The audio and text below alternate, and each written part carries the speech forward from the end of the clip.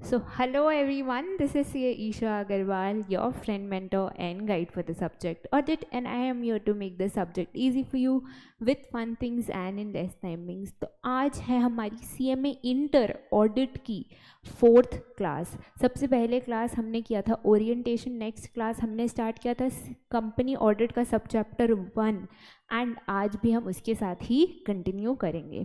तो जब भी हम कोई क्लास स्टार्ट करते हैं हम क्या करते हैं, पहले पिछले क्लास को रिवाइज करते हैं एंड उसके बाद आज का क्लास का कंटेंट करते हैं। तो अब जो नेक्स्ट 5 मिनट्स हैं जहां मैं आपको पिछले क्लास का रिवीजन कराऊंगी, आपके फ़ोन वोन एकदम साइड होने चाहिए, डिस्ट्रैक्शंस एकदम दूर, नज़रें स्क्रीन पे एंड एकदम क्लियरली सुनना है जैसे मैं रिवाइज करा रही हूँ, ठीक है। So let's start, let's revise yesterday's class. तो हमने कल क्या क्या सीखा, हमने सबसे पहले सीखा था अबाउट स्टैट्यूटरी ऑडिटर का अपॉइंटमेंट। अभी अपॉइंटमेंट जैसे ही सुनो स्टैट्यूटरी ऑडिटर का तो 2 क्वेश्चन पूछना। सबसे पहला क्वेश्चन तो ये कि कंपनी गवर्नमेंट कंपनी है या नॉन गवर्नमेंट कंपनी है, एंड दूसरा क्वेश्चन ये कि ऑडिटर फर्स्ट ऑडिटर है या सब्सिक्वेंट ऑडिटर। अभी गवर्नमेंट कंपनी मतलब ऐसी कंपनी जिसमें 51% ऑफ द शेयर्स या 51% of the voting power is held by central government और स्टेट गवर्नमेंट और सेंट्रल और स्टेट गवर्नमेंट पार्टली, यानी जिस पे कंट्रोल गवर्नमेंट का हो उसको कहते हैं गवर्नमेंट कंपनी। बाकी सारी कंपनीज क्या हुई, नॉन गवर्नमेंट कंपनी। अभी फर्स्ट ऑडिटर क्या हुआ, जब भी कंपनी इनकॉर्पोरेट करेगी एंड अपना पहला ऑडिट कराएगी, यानी अपने लाइफ का सबसे पहला ऑडिट कराएगी कंपनी, एंड आप उसका हिस्सा बनेंगे, आप उसका ऑडिट करेंगे, तो आप कहलाएंगे फर्स्ट ऑडिटर। यानी इनकॉर्पोरेशन से जो पहला ऑडिट होता है कंपनी का, कंपनी के लाइफ टाइम में जो पहला ऑडिट होता है, अगर आप उसके ऑडिटर बनते हैं तो आपको कहते हैं फर्स्ट ऑडिटर। उसके बाद सेकंड, थर्ड, फोर्थ, फिफ्थ कोई भी ऑडिटर आ जाए सबको कहते हैं सब्सिक्वेंट ऑडिटर। तो सबसे पहले बात करते हैं नॉन गवर्नमेंट कंपनी में। अगर नॉन गवर्नमेंट कंपनी में आपको फर्स्ट ऑडिटर अपॉइंट करना है तो हम पहला मौका देंगे बीओडी को। कितने दिन का मौका देंगे, 30 दिन का। उसके बाद अगर बीओडी नहीं ढूंढ पाए तो हम दूसरा मौका देंगे मेंबर्स को। कितने दिन का मौका देंगे, 90 दिन का, 90 डेज का। ये कितने दिन तक रहेगा कंपनी में, ये जो ऑडिटर आया है फर्स्ट ऑडिटर, ये कितने दिन तक रहेगा, ये 1 साल तक रहेगा। बाकी अगर आपको ज़्यादा दिन रखना है तो आप रीअपॉइंट कर लो। फिर आता है सब्सिक्वेंट ऑडिटर, मतलब पहला ऑडिटर का टर्म खत्म, अब आ रहा है सब्सिक्वेंट ऑडिटर। तो उसके लिए बीओडी एक स्वयंवर रचेगा, most eligible auditors of the country को बुलाएगा एंड उसके बाद जो उसको ऑडिटर पसंद आएगा उसे 4 चीज़ें मांगेगा। क्या, पहला तो ये कि अपॉइंटमेंट एज पर एक्ट तो है ना, appointment with in ceiling limits तो है ना, वो डिसक्वालिफाइड तो नहीं है ना, एंड अगर उसके अगेंस्ट कोई भी लीगल प्रोसीडिंग्स चल रही है तो वो उसने बीओडी को बता दिया एंड जो भी बताया वो सब सच सच बताया है। इसके बाद बीओडी उसको प्रेजेंट करेगी शेयर होल्डर्स के सामने, कहाँ, एजीएम, एंड अगर शेयर होल्डर्स अप्रूवल दे देते हैं तो वो अपॉइंट हो जाएगा। पर उसके अपॉइंट होते ही कंपनी का काम बढ़ जाएगा, क्योंकि कंपनी को फाइल करना होगा एडीटी 1 किसके साथ, आरओसी के साथ। कितने दिन में, 15 दिन में। क्यों फाइल करना होगा, क्योंकि वो आरओसी को सूचित करना चाहते, इन्फॉर्म करना चाहते कि हमें हमारा ऑडिटर मिल गया। अब ये ऑडिटर कितना दिन तक रहेगा कंपनी में, 5 साल तक। ये 5 साल तक चिपका रहेगा कंपनी के साथ। अब आते हैं गवर्नमेंट कंपनी में। तो गवर्नमेंट कंपनी में इधर उधर ऊपर नीचे देखे बिना अगर ऑडिट का बात हो रहा है तो मैंने बोला था प्रॉमिस कर लो कि C&AG ही लिख के आओगे। तो अगर गवर्नमेंट कंपनी में सबसे पहला ऑडिटर यानी फर्स्ट ऑडिटर अपॉइंट हो रहा है तो सबसे पहला चांस हम देंगे C&AG को। कितने दिन का चांस देंगे, 60 डेज का चांस देंगे।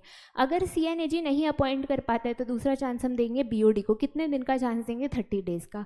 अगर बीओडी भी अपॉइंट नहीं कर पाता है तो हम लास्ट चांस किसको देंगे, मेंबर्स को देंगे। कितने दिन का, 60 डेज का। Term same as the non government company, 1 साल।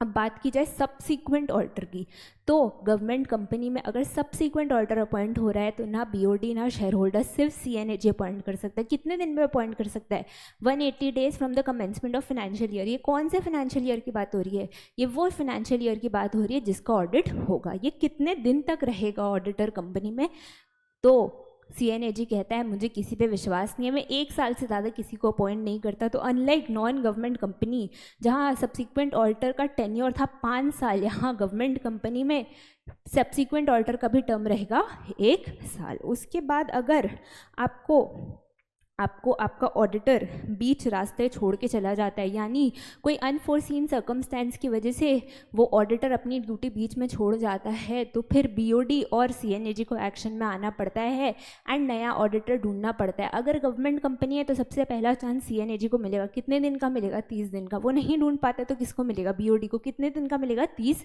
दिन का। एंड अगर नॉन गवर्नमेंट कंपनी है तो सिर्फ बीओडी को मिलेगा कितने दिन का? 30 दिन का चांस। फिर शेयर होल्डर्स हो गए थे गुस्सा, तो कंपनीज एक्ट को इंक्लूड करना पड़ा एक नया प्रोविजन। क्या? कि अगर नॉन गवर्नमेंट कंपनी में कैजुअल वैकेंसी फिल हो रही है तो बीओडी अपॉइंट तो करेगा ही 30 दिन में, उसके बाद शेयर होल्डर्स का अप्रूवल भी लेना पड़ेगा। कितने दिन में? 3 महीने में। इसका टेन्योर क्या रहेगा? तो ये है हमारा टेम्परेरी ऑडिटर। तो जब तक नेक्स्ट अपकमिंग एजीएम नहीं आता तब तक ये रहेगा। उसके बाद आपको पसंद आए तो रीअपॉइंट कर लो, नहीं तो निकाल दो। मैम आप तब से कह रहे हैं रीअपॉइंट रीअपॉइंट रीअपॉइंट, क्या रीअपॉइंट के कुछ कंडीशंस भी है क्या? बिल्कुल है। 3 कंडीशंस है। क्या क्या कंडीशंस है? सबसे पहले तो हमारा ऑडिटर क्लीन तो है ना, यानी वो डिसक्वालीफाई तो नहीं हो गया। उसके बाद दूसरा कंडीशन ये है कि ऑडिटर की मर्जी तो है ना, यानी उसने कोई नोटिस ऑफ अनविलिंगनेस तो नहीं सबमिट किया। एंड लास्टली शेयर होल्डर की मर्जी तो है ना, यानी उन्होंने कोई रेजोल्यूशन तो नहीं पास किया है ना कि इस ऑडिटर को हटाओ या दूसरे ऑडिटर को लेके आओ। अभी ये तो ठीक है, पर ऑडिटर के पावर्स, ऑडिटर के राइट्स क्या हैं? तो ऑडिटर के राइट्स बड़े सिंपल है। सबसे पहले तो access to books of account. Access to books of accounts ना जस्ट कंपनी के होल्डिंग, सब्सिडरी, एसोसिएट, को सब्सिडरी एंड इवन ब्रांचेस के हैं। फिर दूसरा है information and explanation in relation to financial statements, यानी फाइनेंशियल स्टेटमेंट से रिलेटेड कुछ भी डाउट आएगा तो ऑडिटर के पास पूरा पूरा पावर, पूरा पूरा हक है कि वो उसके रिलेटेड क्वेश्चंस पूछ सके। उसके बाद ऑडिट रिपोर्ट पे साइन करना, एजीएम अटेंड करना, उसके नोटिस ऑब्टेन करना and right to be indemnified in case of legal expenses भी है ऑडिटर के पास। फिर आते हैं ड्यूटीज़ पे, जो हमने कल स्टार्ट किया था पर कंप्लीट नहीं किया था। तो दाशी ने अपने फर्स्ट सेट ऑफ ड्यूटीज़ पे, जहाँ पे उसने फिनेंशियल स्टेटमेंट्स एनालाइज किए थे ऊपर ऊपर से, उसने क्या क्या किया था? सबसे पहले तो उसने देखा था कि इन्वेस्टमेंट्स परचेज प्राइस से नीचे तो नहीं बिके ना, लोन्स डिपॉजिट में क्लासिफाई तो नहीं हो गए ना, एडवांसेस का टर्म्स एंड कंडीशंस तो सही है ना, इसके अलावा शेयर्स इशू हुए तो कैश में इशू है तो कैश आ गया एंड एंट्रीज बढ़ गई है। इसके बाद हमें देखना है पर्सनल एक्सपेंसेस तो डायरेक्टर्स के हमारे पीएल में नहीं डाले ना, एंड जैसा फिनेंशियल स्टेटमेंट्स में दिख रहा है वैसा ही कंपनी में हुआ है, मतलब फिनेंशियल स्टेटमेंट्स में कुछ झूठ तो नहीं डाला गया है ना। फिर नेक्स्ट ड्यूटी क्या थी उसकी कि फिनेंशियल स्टेटमेंट्स में सब कुछ ट्रू एंड फेयर है ना, मतलब जैसे जैसे कंपनी में हो रहा है वैसा वैसा फिनेंशियल स्टेटमेंट्स में दिख रहा है। एंड फिनेंशियल स्टेटमेंट्स को ट्रू एंड फेयर बनाने के लिए नॉट जस्ट जैसे जैसा कंपनी में हो रहा है वैसा वैसा दिख रहा है, बट एक और चीज़ इंपॉर्टेंट है। क्या इंपॉर्टेंट है? कि एएस इंड एस, यानी जो भी फाइनेंशियल रिपोर्टिंग फ्रेमवर्क है उस कंपनी का, वो वहाँ की मैनेजमेंट फॉलो कर रही है। उसके बाद अगर आप टेस्ट में पूरे नंबर लाओगे तो क्या मैं कोई कमेंट दूंगी? क्या नहीं, पर टेस्ट में आप कम नंबर लाओगे तो मैं कमेंट लिखूंगी। सिमिलरली ऑडिटर अगर नेगेटिव रिपोर्ट देता है तो उसको उसके साथ कमेंट्स लिखने होंगे। अब ये बताओ यहाँ तक समझ आया क्या?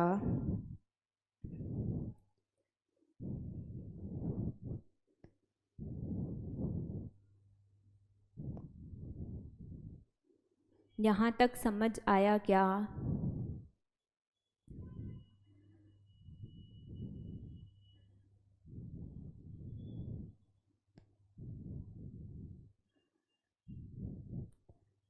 यहाँ तक समझ आया तो 1 मिनट लो एंड अभी तक जितना भी मैंने बोला एक बार फिर से जाके ऊपर से यहाँ तक फटाफट रिवाइज कर लो। टेक अ मिनट, 1 मिनट, उससे ज़्यादा मैं नहीं दूंगी। 11:15 हो रहा है, 11:16 पे वापस हम आज का क्लास स्टार्ट कर देंगे। 11:15 तक, सॉरी 11:16 तक आप फटाफट जाके आज जो जो पढ़ाया है या सॉरी आज जो जो रिवाइज कराया है वो एक बार रिवाइज कर लो।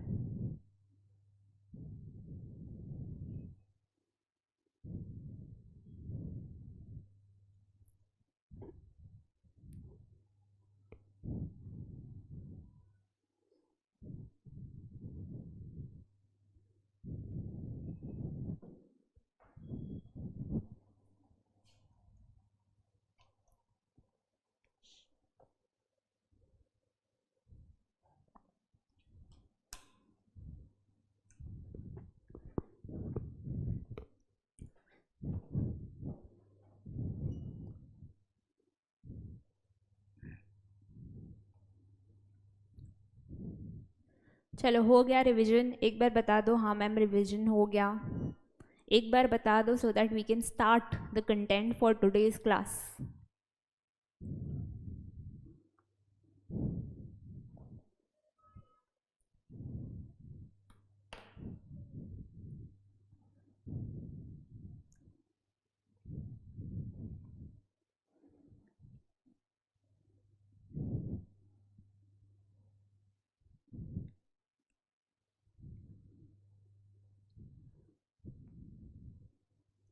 करें क्या, आज का क्लास का कंटेंट स्टार्ट, रिवीजन हो गया है क्या? चलो अभी कल क्या हुआ कि दाशी ने ऊपर ऊपर से फाइनेंशियल स्टेटमेंट्स एनालाइज करके ये सारी ड्यूटीज़ निभा ली, पर आपको भी पता है ऑडिट तो ऊपर ऊपर से फाइनेंशियल स्टेटमेंट्स एनालाइज करके होता नहीं है, उसमें इन डेप्थ एनालिसिस चाहिए, क्योंकि आपको बताना पड़ता है अपने शेयर होल्डर्स को कि क्या ये फाइनेंशियल स्टेटमेंट्स रिलायबल है, क्या ये फाइनेंशियल स्टेटमेंट्स पे आप भरोसा कर सकते हो, क्या ये फाइनेंशियल स्टेटमेंट सही है, क्या ये financial statements true and fair है। तो उसके लिए एक ऑडिटर को बहुत काम करना पड़ता है, हर आइटम देखना पड़ता है कि सही डिस्प्ले हो रहा है या नहीं, तभी तो वो ऑडिटर अपने शेयर होल्डर को बता पाएगा कि हाँ सही है या नहीं है, फाइनेंशियल स्टेटमेंट्स करेक्ट है या नहीं है। तो ठीक है, दाशी ने इन डेप्थ एनालिसिस की एंड इन डेप्थ एनालिसिस करने के बाद उसे 10 चीज़ें रिपोर्ट करनी थी। 10 चीज़ें क्या? सबसे पहला तो ये कि उसकी हेल्प हुई ना, मतलब उसको information and explanation in relation to financial statement सब प्रोवाइड किया गया ना, यानी उसके जो भी डाउट्स थे सब सॉल्व किए गए ना, उसके जो भी क्वेश्चंस थे सब आंसर किए गए ना। अब ये क्यों ज़रूरी है? क्योंकि अगर मैनेजमेंट क्वेश्चन का आंसर नहीं कर रहा है या उसके डाउट सॉल्व नहीं हो रहे, मतलब कंपनी को छुपाने का कोशिश कर रही है, एंड कंपनी को छुपाने का कोशिश कर रही है मतलब झोल है, मतलब कुछ गड़बड़ है, तो information and explanation is necessary. Information and explanation is necessary for the auditor to execute his or her duties and for the shareholders to know कि financial statement सही है या नहीं है। फिर दूसरा चीज़ क्या है? दूसरा चीज़ है कि अपने को बताना है कि जो बुक्स ऑफ अकाउंट्स है, ऑडिटर को बताना है जो बुक्स ऑफ अकाउंट्स है वो फेंका हुआ तो नहीं है ना, मतलब जो भी बुक्स ऑफ अकाउंट्स है वो एज पर section 128 of the companies act maintain तो किया गया है ना, यानी section 128 of the companies act आपको बताता है कि एक बिजनेस को कैश बुक बनाना चाहिए, बैंक बुक बनाना चाहिए, ये रजिस्टर बनाना चाहिए, वो रजिस्टर बनाना चाहिए, तो कंपनी सब मेंटेन तो कर रही है ना। फिर तीसरा चीज़ उसको रिपोर्ट करना था कि जो ब्रांच है, अगर कंपनी का कोई ब्रांच है तो उसके प्रॉपर ब्रांच ऑडिट रिपोर्ट्स आ रहे हैं एंड रिटर्न्स आ रहे हैं। अभी ये क्यों? क्योंकि जब दाशी फाइनेंशियल स्टेटमेंट्स फाइनलाइज करेगी तो आपको पता है एचओ एंड ब्रांच को मर्ज करके हम फाइनेंशियल स्टेटमेंट्स प्रेजेंट करते हैं, तो उसको तो ये भी पता होना चाहिए ना कि ब्रांच के फिगर्स सही आ रहे हैं या नहीं आ रहे, तो branch audit reports are also necessary. इसके बाद जो डायरेक्टर्स हैं जो आपका सारा मेजर डिसीजन मेकिंग करते हैं, जो बिजनेस आइडियाज़ देते हैं, जो गोल्स अचीव करने में हेल्प करते हैं, वो डिसक्वालीफाइड तो नहीं है ना, मतलब कि उसको सड़क से तो उठा के नहीं ले आए ना, वो समझदार तो है ना, वो क्वालिफाइड तो है ना। फिर फिनेंशियल स्टेटमेंट्स एज पर एएस इंडिया जो भी आपकी कंपनी पे एप्लीकेबल है उसके हिसाब से ही है ना, and books of accounts and PL और बैलेंस शीट में कोई डिफरेंस तो नहीं है ना, मतलब आपने जर्नल एंट्रीज मारी तो आपने देखा कि उस जर्नल एंट्रीज का टोटल आ रहा है सेल्स में 100 करोड़, पर जैसे ही आप प्रॉफिट एंड लॉस में देखते हो तो ये सेल्स बन जाता है 300 करोड़। भैया कौन सा मैजिक कर लिया कि जर्नल से लेजर तक आते आते 200 करोड़ बढ़ गए? तो ये सब नहीं होना चाहिए, आपकी books of accounts and balance sheet and PL tally करने चाहिए। फिर अगर दाशी के पास कोई गॉसिप है, यानी कोई इन्फॉर्मेशन है जो कंपनी के एडवर्स फंक्शनिंग को इफेक्ट कर दे या कंपनी को आगे बढ़ने से रोक दे या कंपनी का आगे चलने का प्लान जो है, गोइंग कंसर्न का प्लान जो है वो डिसरप्ट कर दे, तो वो भी बताना पड़ता है। एंड अगर उसके पास कोई ऑब्जर्वेशन है इन रिलेशन टू अकाउंट्स, मतलब उसको कोई गलतियाँ मिली अकाउंट्स में जो उसने मैनेजमेंट को बता दी है पर मैनेजमेंट उसे सही नहीं कर रहा है, मतलब फिनेंशियल स्टेटमेंट्स में आज भी वो गलती छुपी है, तो वो भी बताना होगा। क्यों? अभी अगर शेयर होल्डर्स फाइनेंशियल स्टेटमेंट्स देखेंगे तो उनको ऊपर से तो नहीं समझ में आएगा कि यहाँ गलती है, बट एक्चुअली तो उस लेजर के अंदर ये गलती है, तो ऑडिटर को ये सब बातें भी बतानी पड़ेगी। आप देखोगे जब आप ऑडिट पे खुद जाओगे तो with the final audit report auditor एक ऑब्जर्वेशंस देता है, फाइनल ऑब्जर्वेशंस, यानी ये सब गलतियाँ अभी भी मेरे फाइनेंशियल स्टेटमेंट्स में प्रेजेंट है, आपको बता दिया था ये सब गलतियों के बारे में पर आपने ठीक नहीं किया, तो अब हम ये सब बातें शेयर होल्डर्स को बताएंगे। एंड लास्टली ऊपर में से किसी पे भी कोई भी रिमार्क या एडिशनल रिमार्क है तो वो सब भी देना पड़ता है ऑडिटर को। अभी ये जो ड्यूटी टू रिपोर्ट, जो मैंने 10 चीज़ें बताई, duty to report, this is extremely extremely important, तो एकदम ध्यान से इसको लर्न करके जाना है, पढ़ के जाना है। इस पे सिंगल हैंडेडली क्वेश्चन आ जाता है कि ऑडिटर को क्या क्या रिपोर्ट करना पड़ता है। तो पहले ये बताओ कि इतना पोर्शन क्लियर है क्या? ये बताओ इतना पोर्शन जो अभी मैंने बताया ये क्लियर है क्या?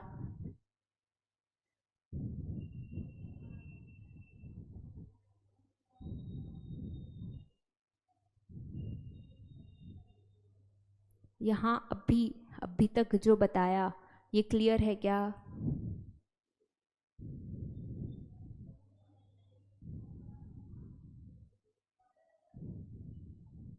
चलो एक बार बुक से भी दिखा दूँ इसको।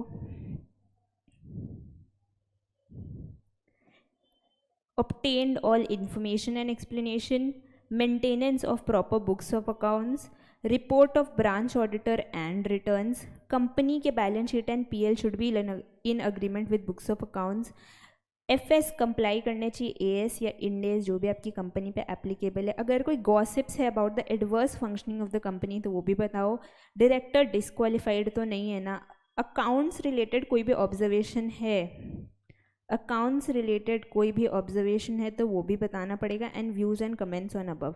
अच्छा अभी इंटरनल फिनेंशियल कंट्रोल पे भी बताना है। अभी इंटरनल फिनेंशियल कंट्रोल का मतलब क्या होता है, तो पहले समझो इंटरनल कंट्रोल का मतलब क्या होता है। तो internal control are basically check points that help in smooth functioning of the business. मतलब मैं गुड्स परचेज कर रही हूँ तो मैंने चेक लगाया कि परचेज रेट सही है ना, परचेज वेंडर सही है ना, परचेज सही क्वालिटी का हुआ है ना, परचेज जो भी हुआ है वो रिक्वायर्ड तो है ना, परचेज मैनेजर का ऑथोरिटी तो है ना। सो ये सब क्या छोटे छोटे चेक पॉइंट्स हैं विच इंश्योर कि जब भी मैं गुड्स या रॉ मटेरियल्स परचेज कर रहा हूँ तो सही परचेज कर रहा हूँ। अभी जब यही इंटरनल कंट्रोल्स फिनेंशियल स्टेटमेंट से रिलेट करने लग जाते हैं, यानी सारी एंट्रीज ऑथराइज तो है ना, अप्रूव्ड तो है ना, कोई भी ट्रांजैक्शन जो हाई वैल्यू का हुआ है वो बिना इसके सिग्नेचर के तो नहीं हुआ है ना, डायरेक्टर्स को बता के ही सब हुआ है ना, तो ये सब को कहते हैं इंटरनल फिनेंशियल कंट्रोल। तो जब आप ऑडिट कर रहे होते हो तो आपको ये भी देखना पड़ता है एंड इस पे भी रिपोर्ट करना पड़ता है। अभी ये सब करके दाशी वॉज वेरी टायर्ड, क्योंकि ये सब सिर्फ ऐसे तो रिपोर्ट करना नहीं है, इसकी रिपोर्ट करने के लिए उसको बहुत सारी मेहनत भी करनी पड़ेगी। तो ये सब करके दाशी दिनेश को कहती है I am very very tired but Dinesh I have a good news. Dinesh कहता है क्या हो गया? दाशी कहती है अब हम वायरल होने वाले हैं, like viral vada pav girl, हमारे साथ होगी बहुत सारी मीडिया पैपराजी, इनफैक्ट हम घर से बाहर निकलेंगे ना तो सिर्फ कैमरा लाइट एक्शन होगा हमारे ऊपर। दिनेश कहता है ऐसा क्या जैकपॉट मिल गया? तो दाशी कहती है मुझे मिल गया फ्रॉड, मतलब कि मुझे देखा कि कंपनी का जो PL है ना, प्रॉफिट एंड लॉस, उसमें जो हमारा अकाउंट्स मैनेजर है ना वो 1 करोड़ का फेक एक्सपेंसेस डालता है, किसी को बताता भी नहीं है, BOD को भी चकमा दे देता है, 1 करोड़ ये सीधा अपने घर ले जाता है। तुम समझ रहे हो 1 CR। तो दिनेश कहता है ओ, तो फिर दाशी कहती है हाँ मैं अभी ये बात सेंट्रल गवर्नमेंट को बताती हूँ, आखिर 1 करोड़ का फ्रॉड है, एंड सेंट्रल गवर्नमेंट को बताने के बाद मैं तो हो जाऊँगी फेमस, मेरा फीस हो जाएगा स्काई रॉकेट, फिलिप्स के मन में रिस्पेक्ट बढ़ जाएगी, प्लस बाहर से भी ऑफर्स आने स्टार्ट हो जाएंगे। तो दिनेश कहता है वेरी वेरी गुड दाशी, पर तुम गलत प्रोसीजर कर रही हो। मतलब तो दाशी कहती है सेंट्रल गवर्नमेंट को ही तो बताना है। तो दिनेश कहता है नहीं, सबसे पहले तुम्हें ये बात बतानी है ऑडिट कमेटी या BOD को। तो दाशी कहती है ठीक है वो तो घर वाले ही हैं, उनको बाद में बता देंगे, एक काम करते हैं पहले गोवा जाते हैं, पार्टी करके आते हैं, बिकॉज नेक्स्ट वीक से तो ऑब्वियसली हम स्टार्स बन जाएंगे, तब लाइफ हमारे लिए इतनी ईजी नहीं होगी। तो दिनेश कहता है नहीं, तुम्हें 2 दिन में ही ये बात ऑडिट कमेटी या BOD को बतानी है, क्योंकि जब फ्रॉड अमाउंट 1 करोड़ या उससे ज़्यादा है तो मतलब अर्जेंट मैटर है एंड ऑडिट कमेटी या बीओडी को झटपट पता होना चाहिए। तो पहले 2 दिन में ऑडिट कमेटी एंड बीओडी को बताओ, उसके बाद उनको 45 डेज़ का रिप्लाई करने का टाइम दो, यानी उनका response low on this fraud. अगर 45 डेज़ में वो रिप्लाई कर दे तो बढ़िया, नहीं रिप्लाई करे तो 45 डेज़ ख़त्म होने पे वहाँ से 15 दिन में सेंट्रल गवर्नमेंट को ये बात बता दो। अभी दाशी सेंट्रल गवर्नमेंट को कैसे बताएगी? पार्लियामेंट के सामने क्या धरना देगी क्या, मुझे फ्रॉड मिला है, मुझे फ्रॉड मिला है, मुझे फ्रॉड मिला है? नहीं। तो क्या करेगी? मोदी जी को लेटर लिख के देगी क्या? नहीं, मोदी जी ये सब नहीं देखते। तो कौन देखता है ये सब? मिनिस्ट्री ऑफ कॉरपोरेट अफेयर्स देखता है। तो क्या दाशी दिल्ली जाके ये लेटर दे के आएगी क्या? कोई ज़रूरत नहीं है। दाशी को बस अपने लेटर हेड पे खुद के साइन के साथ ये रिपोर्ट देना है, प्लस अगर बीओडी या ऑडिट कमेटी ने कोई रिस्पॉन्स दिया तो वो अटैच करना है, और उसके अलावा उसको ये भेजना है through registered post acknowledgement due, मतलब एक ऐसे पोस्ट में जहाँ पे जब चिट्ठी पहुँच जाए तो उसके पास एक एक्नॉलेजमेंट आ जाए। अभी दिनेश तो था, गॉडफादर था दाशी का, उसने गाइड कर दिया दाशी को ऐसे ऐसे करना है। बट व्हाट इफ कि कोई गाइड करने वाला नहीं होता दाशी को एंड दाशी ये सब प्रोसीजर्स टाइम पे नहीं करती, तो क्या दाशी के साथ भी कुछ गलत हो सकता है क्या? बिल्कुल हो सकता है। कंपनीज एक्ट बोलता है कि अगर CA, CSCM यानी ये clause applicable statutory auditor, cost auditor and secretarial auditor तीनों पे है, अगर इन तीनों को ऐसा कोई फ्रॉड मिलता है एंड ये तीनों ये प्रोसीजर्स टाइमली फॉलो नहीं करते हैं, तो लिस्टेड कंपनी है तो 5 लाख का पेनल्टी एंड अनलिस्टेड कंपनी है तो 1 लाख का पेनल्टी ऑडिटर को भी लग जाता है।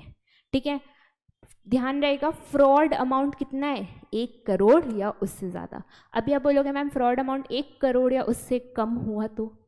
फ्रॉड अमाउंट 1 CR और उससे ज़्यादा हुआ तो आपने बता दिया, बट अब सपोज 99 लैक्स हुआ, 98 लैक्स हुआ, 97 लैक्स हुआ, तब भी क्या सेंट्रल गवर्नमेंट के पास रिपोर्ट करेंगे क्या? नहीं, सेंट्रल गवर्नमेंट को रिपोर्ट नहीं करना है, पर बीओडी और ऑडिट कमेटी को रिपोर्ट करना है। एंड ये बात बोर्ड रिपोर्ट में बतानी है, जहाँ पे आप बताओगे नेचर क्या था फ्रॉड का, अमाउंट क्या था और कौन कौन पार्टीज़ ने ये फ्रॉड किया है।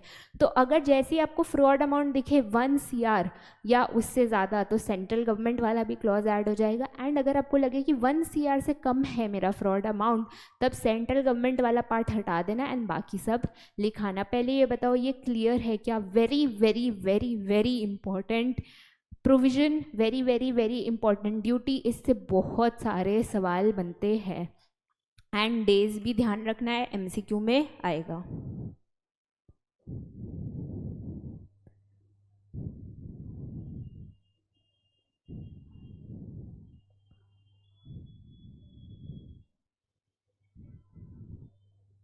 बताओ एक बार क्लियर है क्या ये?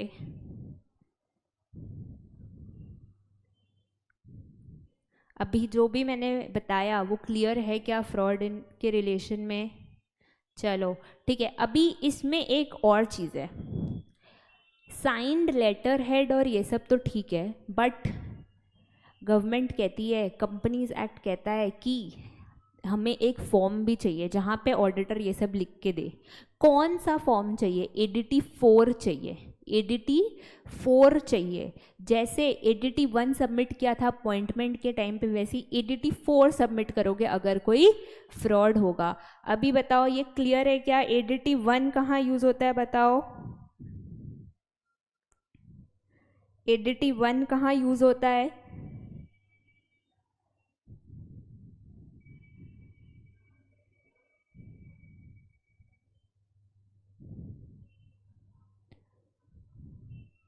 ADT 1 कहाँ यूज़ होता है?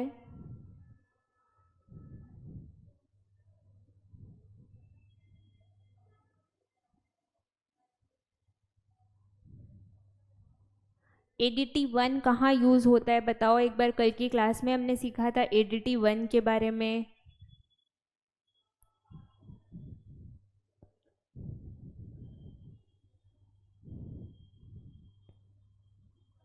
फॉर्मेशन के समय नहीं, फॉर्मेशन के समय नहीं, मतलब अपॉइंटमेंट के समय, अपॉइंटमेंट के समय यूज़ होता है। अपॉइंटमेंट ऑफ किसके?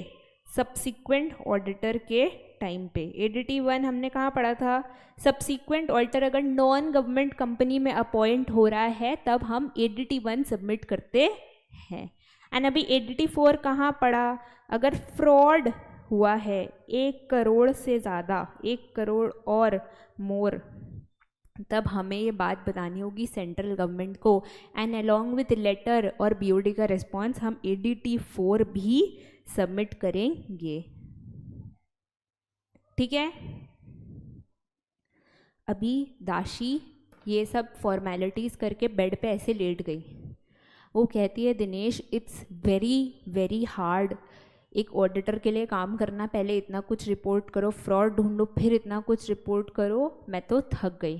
तो दिनेश कहता है अरे पगली तू तो बच गई, तू तो नॉन गवर्नमेंट कंपनी में, अगर गवर्नमेंट कंपनी में होती तो एक और एडिशनल ड्यूटी होता। क्या एडिशनल ड्यूटी होता, ये एडिशनल ड्यूटी होता कि उसको बताना पड़ता कि उसने पापा की सारी बात मानी है एंड पापा की बात मान के आज वो कहाँ से कहाँ पहुँच गई है, यानी उसने CNAG की सारी इंस्ट्रक्शंस मानी है एंड CNAG का इंस्ट्रक्शंस का इफेक्ट मेरे फाइनेंशियल स्टेटमेंट्स में क्या है, यानी duty to comply with the directions of CNAG and impact of actions taken on the basis of directions. इसके बाद कुछ छोटी मोटी ड्यूटीज़ है। क्या छोटी मोटी ड्यूटीज़, अगर ऑडिट कमेटी आपसे कुछ कमेंट्स मांगे तो वो कर देना। ऑडिट कमेटी क्या होता है, कौन बनाता है, कब बनाता है, कैसे बनाता है, ये सब आप डिटेल में इसी चैप्टर में आगे पढ़ोगे। शॉर्ट में बताऊँ तो audit committee is formed by the company itself to oversee the activities of BOD and help in conducting audit. ठीक है। इसके अलावा अदर ड्यूटीज़ है जहाँ पे ऑडिटर को 5 चीज़ें रिपोर्ट करनी पड़ती है। क्या 5 चीज़ें, सबसे पहला तो ये कि dividend as per companies act देर होना, जो भी डिविडेंड का रूल्स है सब फॉलो किया तो है ना। फिर अगर डिविडेंड किसी ने अनक्लेम्ड छोड़ दिया है, मतलब डिविडेंड आपने दिया तो सही पर सामने वाला लेने नहीं आया, मतलब आपने 5 रुपये डिविडेंड डिक्लेयर किया, उसका 300 शेयर था तो उसका 1500 रुपया बनता पर वो लेने नहीं आया। This could be due to wrong address, wrong email ID, कुछ नॉन इन्फॉर्मेशन, कुछ भी हो सकता है, तो वो लेने नहीं आया। तो गवर्नमेंट कहती है जो डिविडेंड लेने नहीं आया उससे तुम्हें पार्टी नहीं करना है, उसको इन्वेस्टर एजुकेशन प्रोटेक्शन फंड में डालना है। इसके बारे में भी आप आगे पूरा डिटेल में पढ़ोगे। तो दूसरा चीज़ आपको रिपोर्ट करना है कि ये सारा डिविडेंड जो IEPF में जाना चाहिए था वो गया है ना, मतलब कंपनी इस पैसों से पार्टी तो नहीं कर रही है ना। फिर अगर कोई मटीरियल फॉरसिएबल लॉसेज है, मतलब कोई बड़ा लॉस सामने आने वाला है तो उसका प्रोविजन बना दिया है ना कंपनी ने। एंड पेंडिंग लिटिगेशंस जितने हैं, मतलब पेंडिंग केसेस जो है उसका इम्पैक्ट तो दिखा दिया है ना। एंड लास्टली ऑडिट ट्रेल का एग्जिस्टेंस तो है ना। अभी ऑडिट ट्रेल क्या, कैसे, कब, कहाँ, ये भी आप आगे डिटेल में पढ़ोगे। शॉर्ट में बताऊँ तो क्योंकि सारी कंपनीज आजकल सॉफ्टवेयर यूज़ करती है अपना अकाउंट्स बनाने के लिए, तो गवर्नमेंट ने ऑडिट ट्रेल नाम का जो प्रोविज़न है वो लाया है, जहाँ हर एंट्री के बाद कंपनी को इंश्योर करना है कि ऑडिट लॉग ऑन हो, यानी वो एंट्री किसने मारी है, कब मारी है, क्यों मारी है, उसके सपोर्टिंग डॉक्यूमेंट्स सब कुछ विजिबल होने चाहिए, not just to company but to auditor also. This will ensure कि जैसे जैसे इंडिया डिजिटलाइज हो रहा है, अकाउंट्स डिजिटलाइज हो रहे हैं, मेरे ऑडिट जो हैं वो भी डिजिटलाइज हो रहे हैं, वो भी पेश कर रहे हैं जो मेरा अकाउंट जैसे पेश कर रहा है, वो भी इंश्योर कर रहा है कि सॉफ्टवेयर में भी सब सही है ना। बताओ इतना क्लियर है या नहीं? ये सब जो मैंने अभी बोला ये सब क्लियर तो है ना?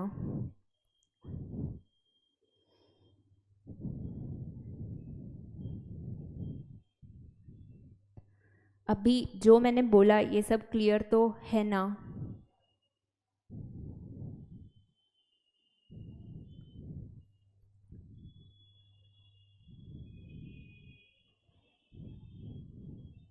चलो एक बार फ्रॉड का जो सेक्शन है वो छोटा मैं दिखा दूँ।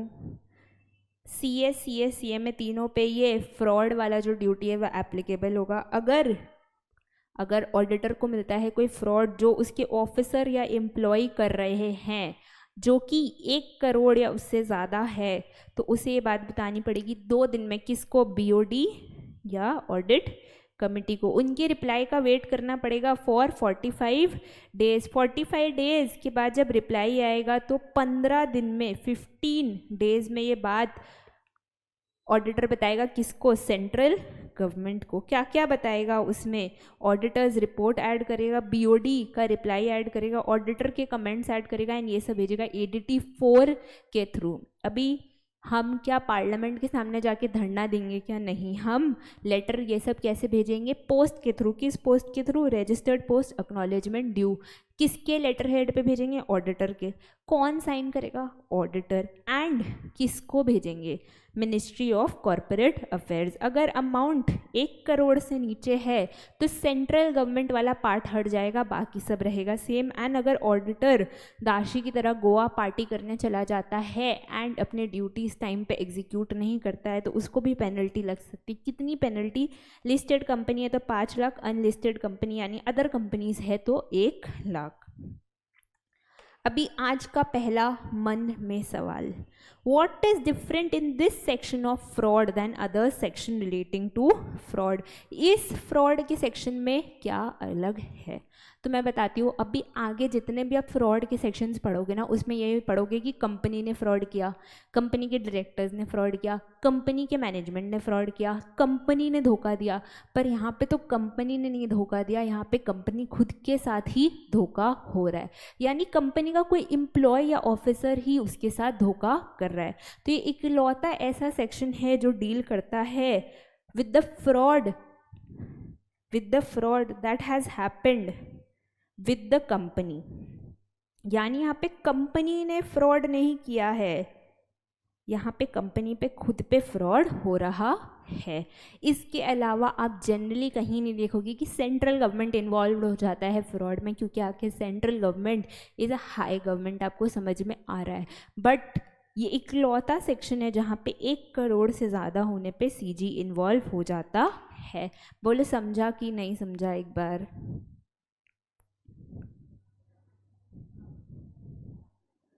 एक बार बताओ, ये समझा कि नहीं समझा?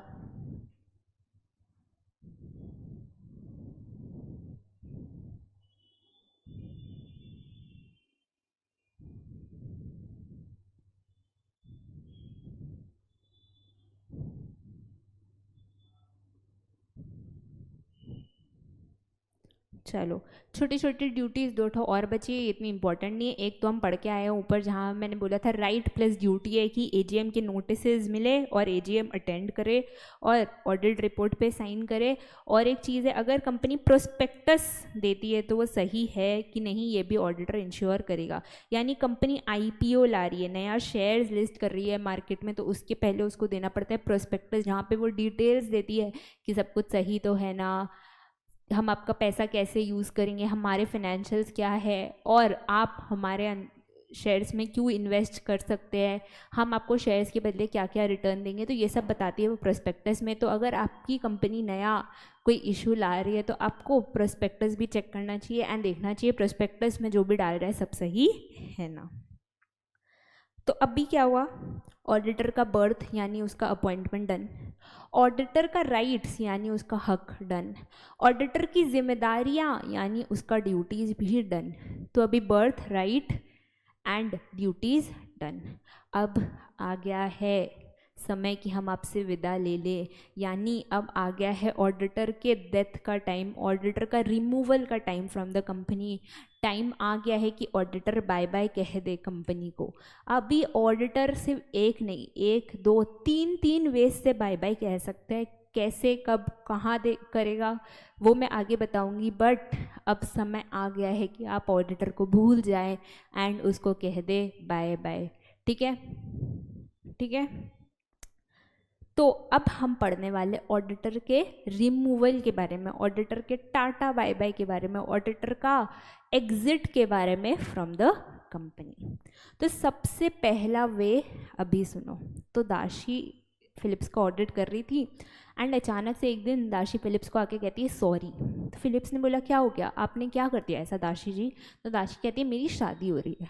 तो फिलिप्स कहता है शादी हो रही है तो उसमें हम क्या करें? तो दाशी कहती है एक्चुअली मेरी शादी हो रही है एंड मेरे इन लॉज नहीं चाहते कि आई विल वर्क अहेड, मतलब वो चाहते हैं कि मैं हाउसवाइफ बन के रहूँ, तो मुझे ना चाहते हुए भी फिलिप्स की नौकरी छोड़नी पड़ेगी, फिलिप्स में पोजीशन एज एन ऑडिटर छोड़ना पड़ेगा।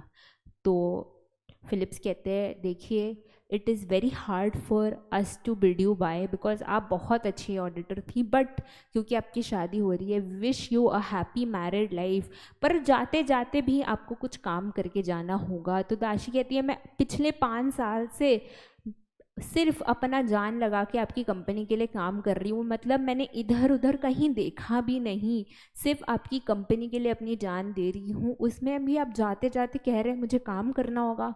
तो फिलिप्स कहता है हाँ सॉरी, बट आपको ये करना होगा। क्या करना होगा? ADT3 फाइल करना पड़ेगा हमारे साथ एंड ROC के साथ। और अगर आप गवर्नमेंट कंपनी में होती तो बोलने का ही नहीं है, कंपनी के साथ, ROC के साथ एंड CNAG के साथ आपको फाइल करना पड़ता है। तो दाशी कहते कितने दिन में फाइल करना है? तो फिलिप्स बताते 30 डेज़। दाशी कहते हैं देखिए मेरी शादी अगले 15 दिन में है, मेरे पास इतना टाइम नहीं है, मुझे हनीमून पे भी जाना है, अभी मेरी शादी भी बची है, I am sorry I will not be able to do this. तो फिलिप्स कहता है वेट, अगर आप ये नहीं करेंगी तो 50,000 या आपका remuneration which ever is lower उसकी मिनिमम पेनल्टी लग जाएगी, प्लस अब जितने दिन ये फ्रॉड कंटिन्यू करेंगे 500 करके आपके खाते में जमा होते रहेगा, एंड जब तक ये 2 लाख नहीं पहुंच जाता तब तक ये पेनल्टी चलती रहेगी। ठीक है।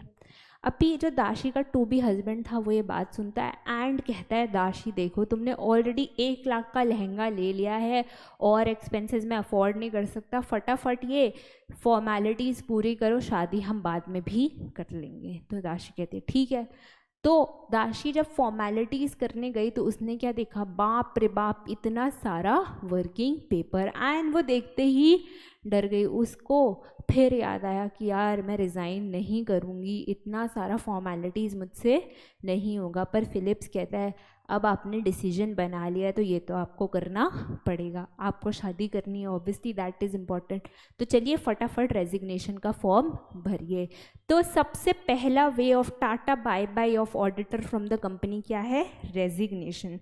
यानी जब ऑडिटर रिज़ाइन करता है, यानी जब ऑडिटर अपनी मर्जी से कंपनी छोड़ता है। तो जब ऑडिटर अपनी मर्जी से कंपनी छोड़ता है तो उसकी क्या फॉर्मेलिटीज़ होती है? उसको ADT3 फाइल करना पड़ता है रीजंस के साथ। किसके साथ फाइल करना है? अगर नॉन गवर्नमेंट कंपनी है तो कंपनी और रजिस्ट्रार के साथ, रजिस्ट्रार माने ROC के साथ। कितने दिन में? 30 डेज़ में। एंड अगर गवर्नमेंट कंपनी है तो फाइल करना है company plus ROC plus CNAG के साथ। कितने दिन में? 30 डेज़ में। अगर वो ये फाइल नहीं करती है तो उसको कितने की पेनल्टी लग जाएगी? 50,000 या auditors remuneration which ever is lower plus 500 रुपये प्रतिदिन। ये बढ़ता रहेगा जब तक ये आप फाइल नहीं कर देते ADT3। एंड ये कहाँ तक चलता रहेगा? जब तक अमाउंट 2 लाख नहीं पहुँच जाता। पहले बताओ ये क्लियर है ना? ये क्लियर तो है ना? यहाँ तक जो मैंने बताया ये क्लियर है ना?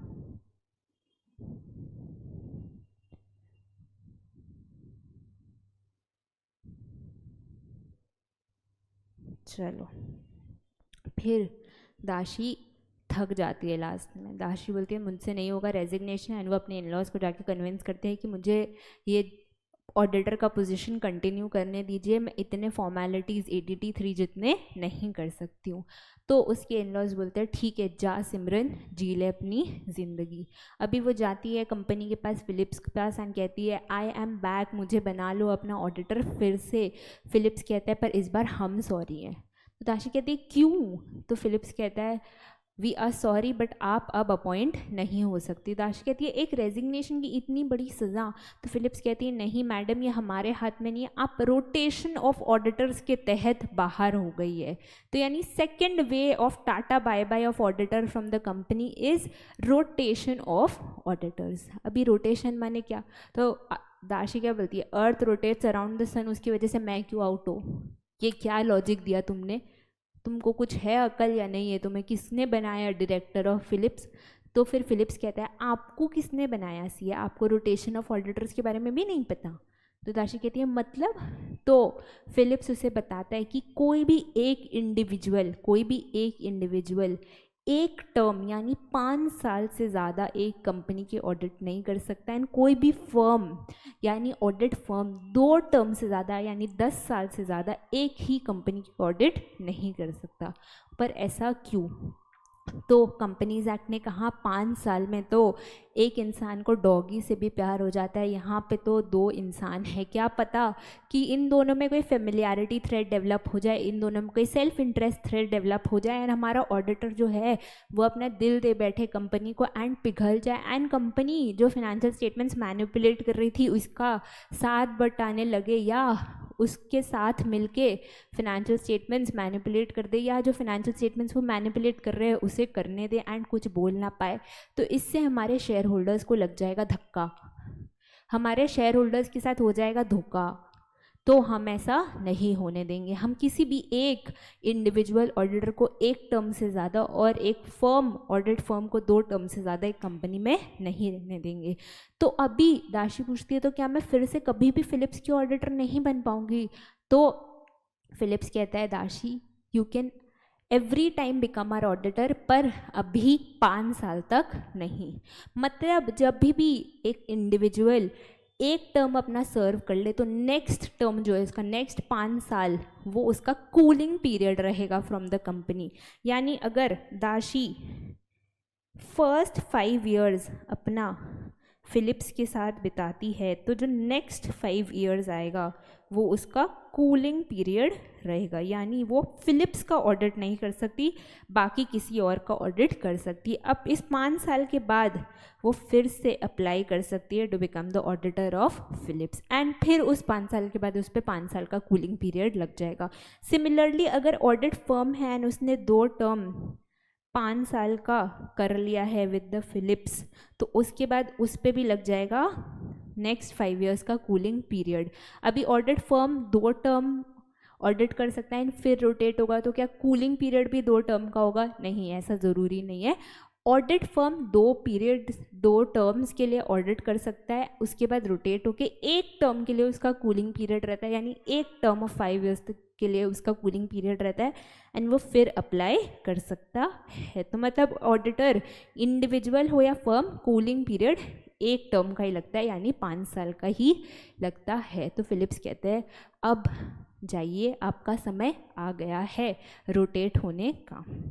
तो दाशी कहते हैं ये तो ठीक है, पर क्या ये रोटेशन का क्लॉज हर कंपनी पे एप्लीकेबल होता है या सिर्फ तुम्हारी कंपनी पे? तो फिलिप्स उसे बताता है कि ये रोटेशन का क्लॉज सिर्फ बड़ी कंपनीज पे एप्लीकेबल होता है जहाँ पे पब्लिक सब्सटेंशियली इंटरेस्टेड रहती है, जहाँ पे पब्लिक का इंटरेस्ट लाई करता है, यानी लिस्टेड कंपनी पे, अनलिस्टेड पब्लिक कंपनीज पे जहाँ पे उसका पेड अप शेयर कैपिटल यानी ऐसा शेयर कैपिटल जो अकाउंट्स में अपीयर करता है, जो बैलेंस शीट में अपीयर करता है, वो 10 करोड़ या उससे ज़्यादा हो, या प्राइवेट कंपनी जिसका paid up share capital 50 crore या उससे ज़्यादा हो, या ऐसी कंपनी जिसका पब्लिक से बोरोइंग्स 50 करोड़ या उससे ज़्यादा हो।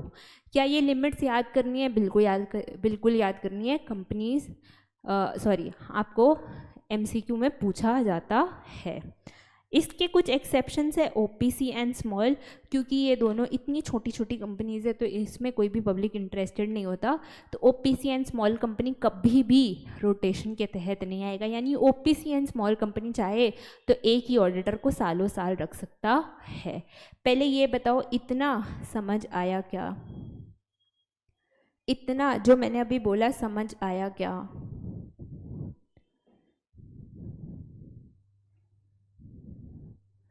अभी जो यहाँ तक बोला वो समझ आया क्या?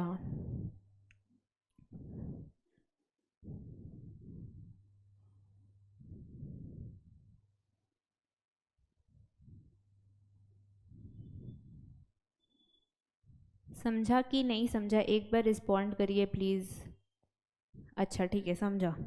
अभी रोटेशन का मतलब समझ में आया कि ये जो क्लास ऑफ कंपनीज है किसी भी इंडिविजुअल ऑडिटर को एक टर्म से ज़्यादा और किसी भी ऑडिट फर्म को 2 टर्म से ज़्यादा एक बार में नहीं रख सकती। क्यों? क्योंकि इन पे लग जाता है कूलिंग पीरियड। कितने दिन का कूलिंग पीरियड लगता है? एक टर्म का कूलिंग पीरियड लगता है, यानी 5 साल का कूलिंग पीरियड लगता है। तो ठीक है, अभी हुआ क्या, ये जब रोटेशन का क्लॉज आया ना कंपनीज एक्ट में, तो ये बहुत ओपन एंडेड क्लॉज था। ओपन एंडेड क्लॉज माने इस क्लॉज में बहुत सारे लूप होल्स थे, क्योंकि एकदम छोटा सा लिख दिया था कि इंडिविजुअल 5 साल से ज़्यादा एक टर्म से ज़्यादा एंड ऑडिट फर्म 2 टर्म से ज़्यादा 10 साल से ज़्यादा नहीं रह सकता। पर ऑडिटर जो है ना उसको बहुत सारे लूप होल्स मिलने लग गए एंड वो कैसे ना कैसे ट्राई करता था कि वो उसी कंपनी में दोबारा आ जाए। तो कंपनीज एक्ट ने इंक्लूड किए और 3 एडिशनल प्रोविजंस। क्या 3 एडिशनल प्रोविजंस उसने इंक्लूड किए? सबसे पहला तो ये कि अगर दाशी इंडिविजुअली नहीं आती एंड दाशी फर्म के तहत आती, जहाँ उसके फर्म का नाम होता, जस्ट सेकेंड, जहाँ उसके फर्म का नाम होता दाशी एंड एसोसिएट्स, तो इस फर्म के जितने पार्टनर्स होते ए बी सी, अगर ये किसी और फर्म से भी जुड़े होते, सपोज ए जुड़ा है ए एंड एसोसिएट से, बी जुड़ा है बी एंड एसोसिएट्स से भी, एंड सी जुड़ा है सी एंड एसोसिएट्स से भी, तो ये जो तीनों फर्म है ना ये भी हो जाते इन एलिजिबल, क्योंकि कंपनीज एक्ट कहता है जब एक फर्म ऑडिट करता है तो मे बी दाशी साइनिंग पार्टनर हो पर बाकी पार्टनर्स को भी इस ऑडिट के बारे में पता चलता है, एंड अगर उसे भी इस ऑडिट के बारे में पता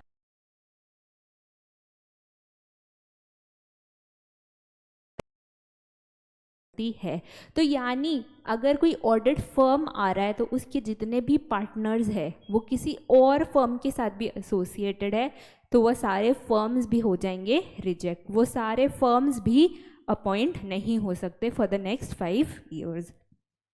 फिर अगर दाशी ऐसा सोचती है कि वो इंडिविजुअली नहीं, अब किसी फर्म में जाके, सपोज PQR फर्म में जाके अब ऑडिट करे फिलिप्स का, तो वो भी रिजेक्ट, क्योंकि कोई भी पार्टनर जो पहले एसोसिएटेड था ऑडिट से, अगर वो रिज़ाइन करके कहीं ज्वाइन करता है तो वो नया फर्म भी हो जाता है इन एलिजिबल।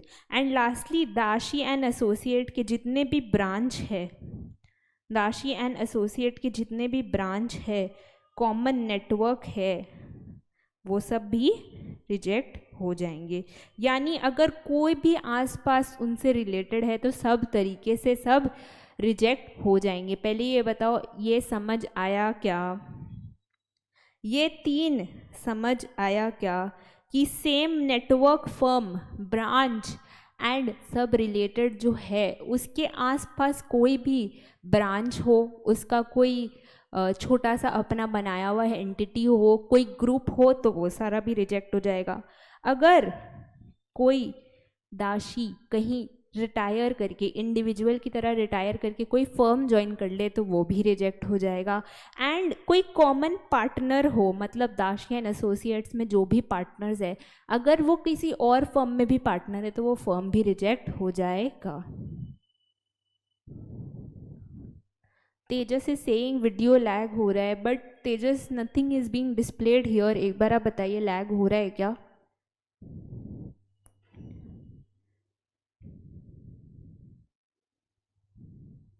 वीडियो आगे एंड ऑडियो पीछे, अभी चेक करिए एक बार। आई गेस जब मैं प्रोविजंस बोल रही थी तब ऐसा हुआ था, अब इट्स फाइन। एक बार बताइए।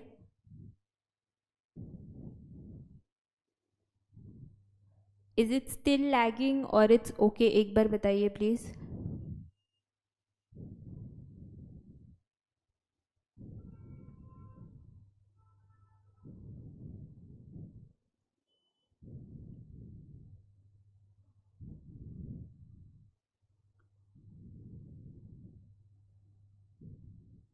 तेजस if you can hear me please एक बार बताइए कि अभी भी वीडियो लैग हो रहा है या अब it's fine.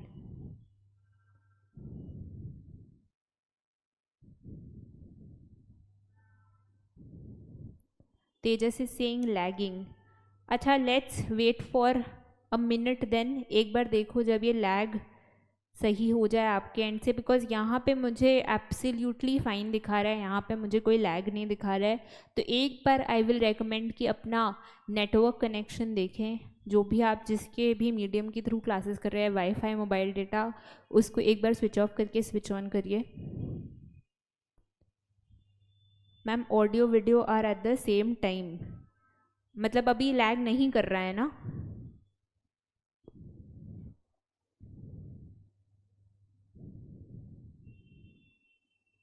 Audio video are not at the same time, you are saying. I will recommend एक बार अपना मोबाइल डेटा स्विच ऑफ या वाईफाई स्विच ऑफ करके स्विच ऑन करिए, because in case of lag it is displayed here also कि lag हो रहा है, बट आज तो अभी वो कुछ नहीं दिखा रहे, तो एक बार चेक करो आप।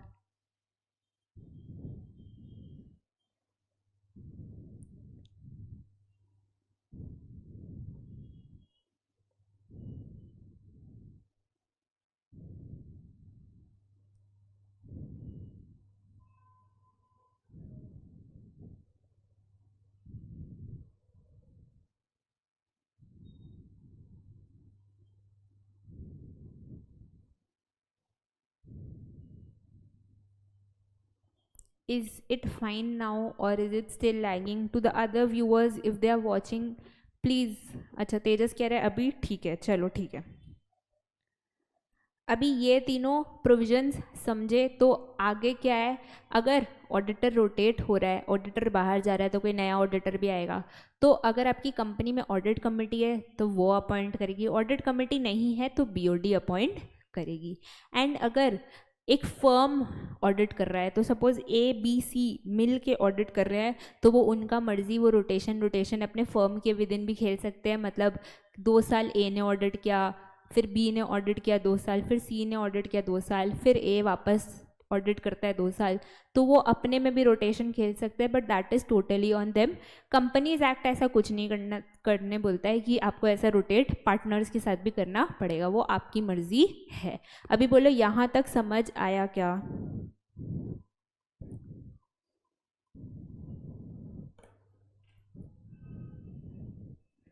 Rotation is a very important concept, क्योंकि ये आपके एमसीक्यूज़ में भी आता है एंड डिस्क्रिप्टिव में भी इससे 1-2 बार ये क्वेश्चन पूछ लेते हैं। प्लस रोटेशन बहुत लोगों को समझ में भी नहीं आता है हुआ क्या, तो एक बार बता दो कि अभी समझ आया ना।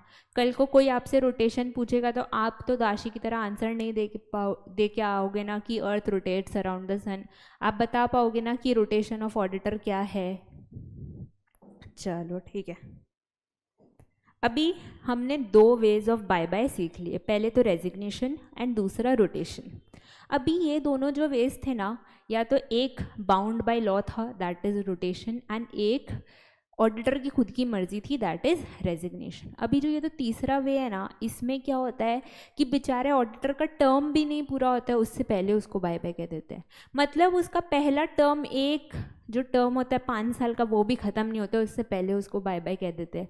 तो क्या हुआ कि ऑडिटर ने 1 साल ऑडिट किया, 1 साल ऑडिट करने के बाद ही बीओडी कहता है यार इसके साथ मज़ा नहीं आ रहा, ये ढंग से काम नहीं कर रहा, ये ढंग से अपनी ड्यूटीज़ एग्जीक्यूट नहीं कर रहा, ये ढंग से अपना फाइनेंशियल स्टेटमेंट्स चेक नहीं कर रहा, अभी इसको हटाना पड़ेगा। तो फिर बीओडी सबसे पहले ऑडिटर को बुलाएंगे, अपने रीजंस बताएंगे कि क्यों वो उसे हटाना चाहते हैं, एंड उसका जस्टिफिकेशन भी सुनेंगे। फिर अगर बीओडी को लगता है उसका जस्टिफिकेशन करेक्ट है एंड वो सही है तो ठीक है, कोई दिक्कत नहीं है, तब तो रिमूवल करना नहीं है। पर अगर बीओडी को सेटिस्फैक्शन नहीं होता है एंड कहते हैं बीओडी की नहीं यार इसको रिमूव तो करना ही पड़ेगा, तो बीओडी क्या करेगी, बीओडी बोर्ड रेजोल्यूशन पास करेगी।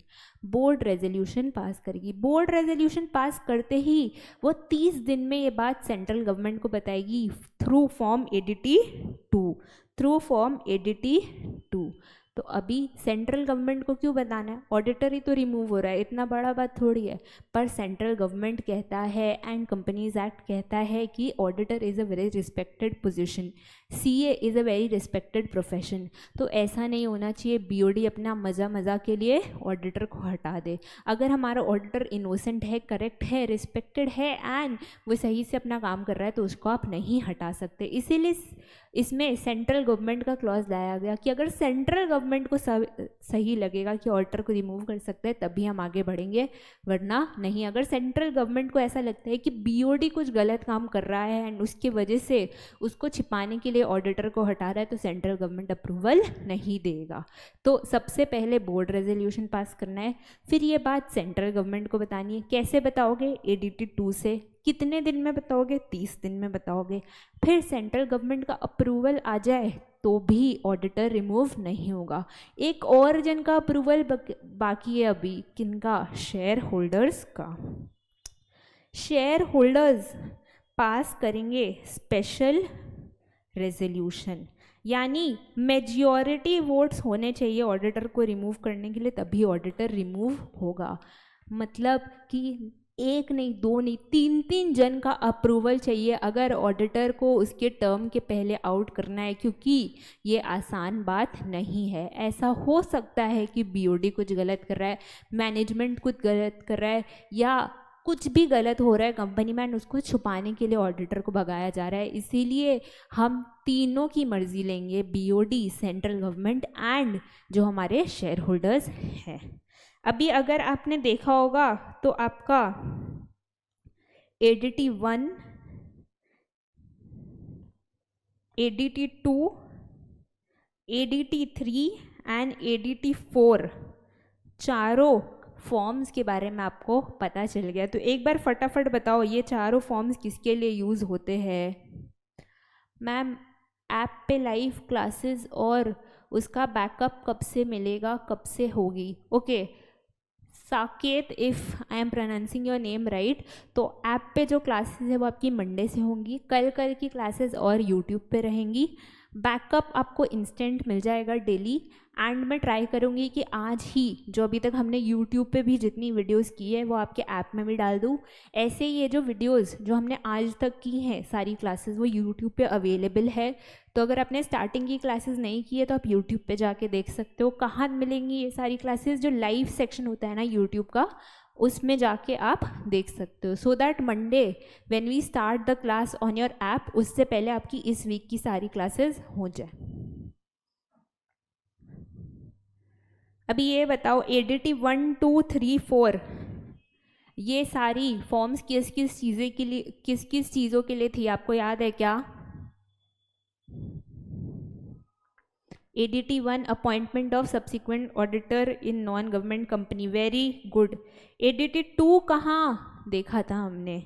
अरे अब भी तो देखा एडीटी 2। एडीटी 2 कहाँ यूज होता है बताओ? एडीटी 2 कहाँ यूज आता है? अभी अभी पढ़ा हमने।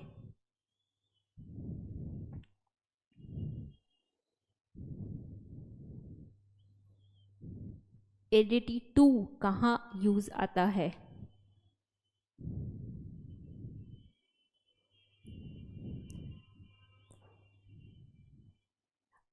एडीटी 2 बताइए, अभी अभी पढ़ा है आपने एडीटी 2, कहाँ पढ़ा?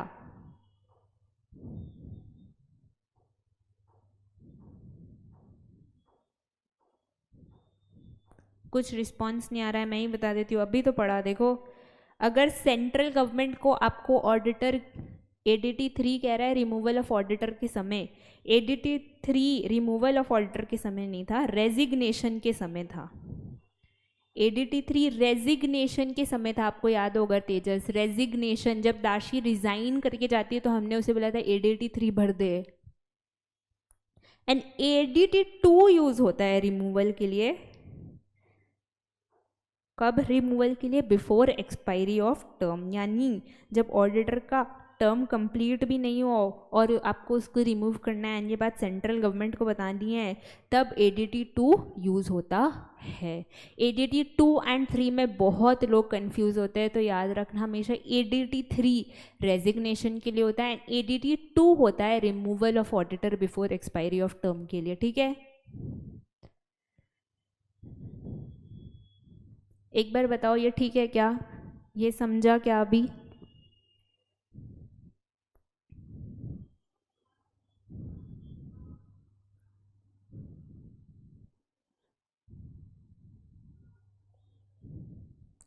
If my voice is Audible, अभी ये बताओ कि यहाँ तक समझे क्या? एडीटी 1, 2, 3 याद आ गया क्या कि कहाँ कहाँ यूज़ होता है?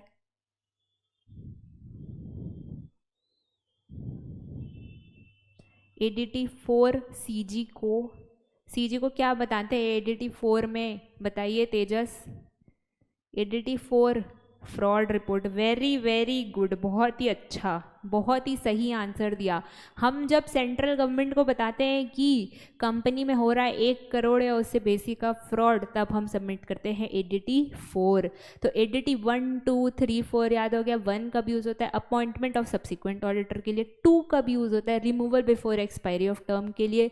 3 कभी यूज़ होता है? जब ऑडिटर रिजाइन कर दें। एंड 4 यूज़ होता है जब कंपनी में चल रहा है फ्रॉड। अभी बताओ यहाँ तक एकदम क्लियर है क्या? यहाँ तक एकदम क्लियर है क्या?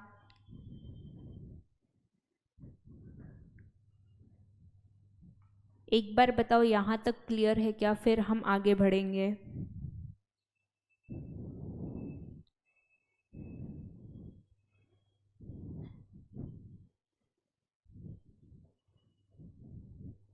एक बार बता दो यहाँ तक एकदम क्लियर है क्या?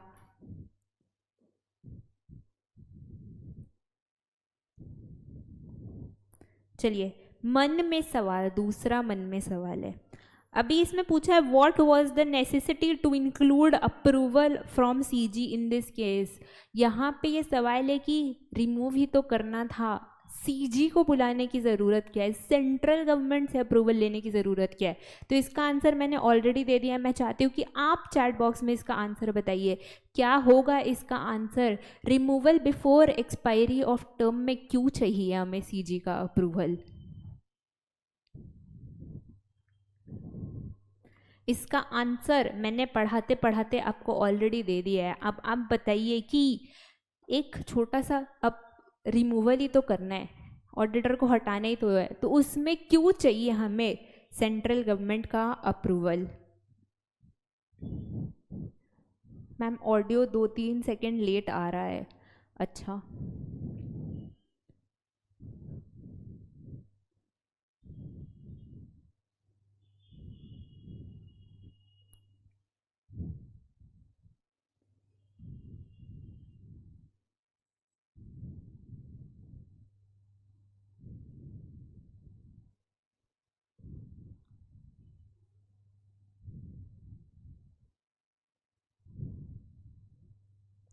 बताओ बताओ क्यों चाहिए हमें सेंट्रल गवर्नमेंट का अप्रूवल? एक छोटा सा रिमूवल ही तो करना है ऑडिटर का, उसमें सेंट्रल गवर्नमेंट के अप्रूवल की क्या बात आ गई? बताओ।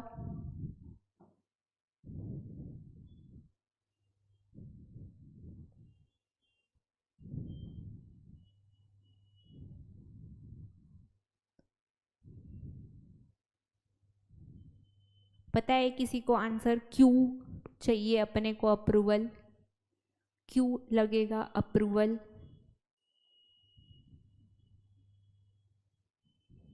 कोई आंसर नहीं आ रहा है। अच्छा ठीक है, मैंने इसका आंसर क्लास में ही दिया था कि अपने को सेंट्रल गवर्नमेंट का अप्रूवल क्यों चाहिए, क्योंकि गवर्नमेंट और कंपनीज एक्ट कहता है कि ऑडिटर को रिमूव करना कोई आसान बात नहीं है। ऑडिटर बहुत रिस्पेक्टेड पोजीशन है एंड सीए बहुत रिस्पेक्टेड प्रोफेशन है। तो ऐसा नहीं होना चाहिए कि बीओडी कुछ गलत काम कर रहा है एंड इनोसेंट ऑडिटर को हटा दे रहा है। इसीलिए सेंट्रल गवर्नमेंट का भी अप्रूवल चाहिए कि वो भी देखे कि क्यों रिमूव कर रहे हैं ऑडिटर को, एंड जब वो कहे यस रिमूव कर सकते हैं तभी रिमूव हो। यानी कंपनी के साथ कुछ भी गलत नहीं होना चाहिए। अगर बीओडी कोई गलत काम कर रहा है एंड उसकी वजह से ऑडिटर को भगा दे रहा है तो ऐसा नहीं होना चाहिए। ऑडिटर का रिमूवल जस्टिफाइड होना चाहिए। पहले ये बताओ, ये समझ आया क्या?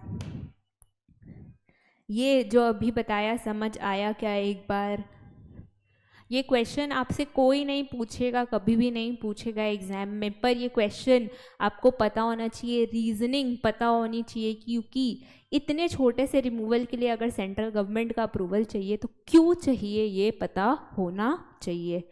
बताओ समझ आया क्या?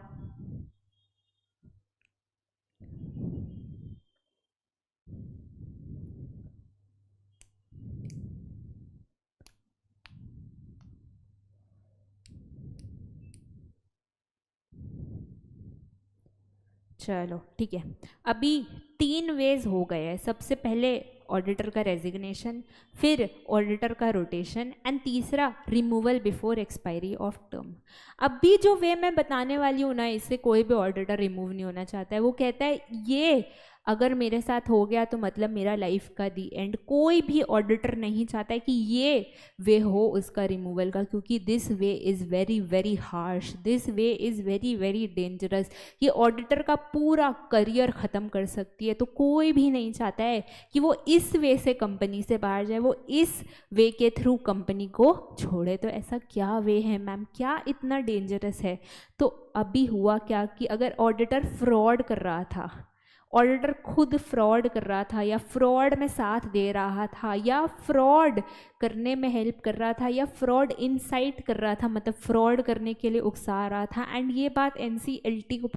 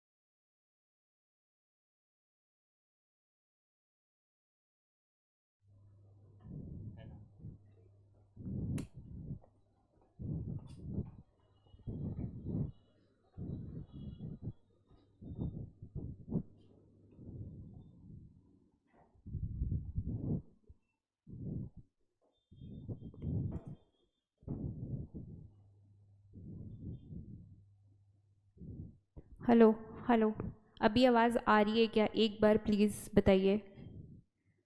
M I audible to you?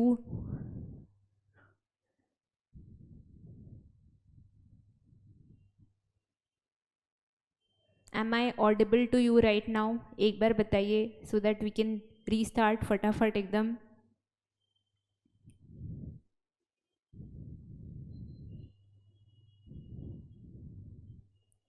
Hello ma'am, मैं एक बार लिंक के थ्रू लाइव में वापस आता हूँ, ठीक है? ओके तेजस।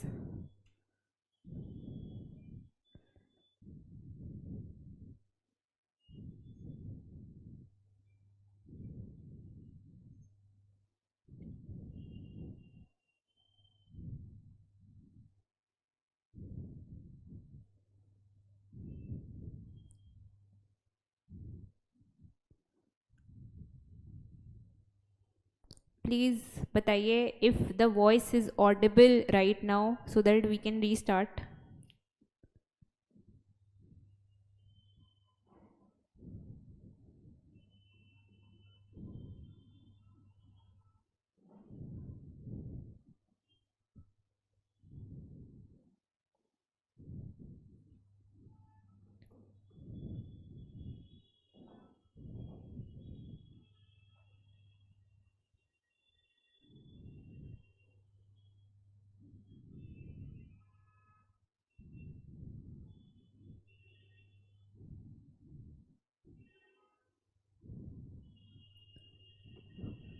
यस मैम, चलो ठीक है, voice is audible I believe.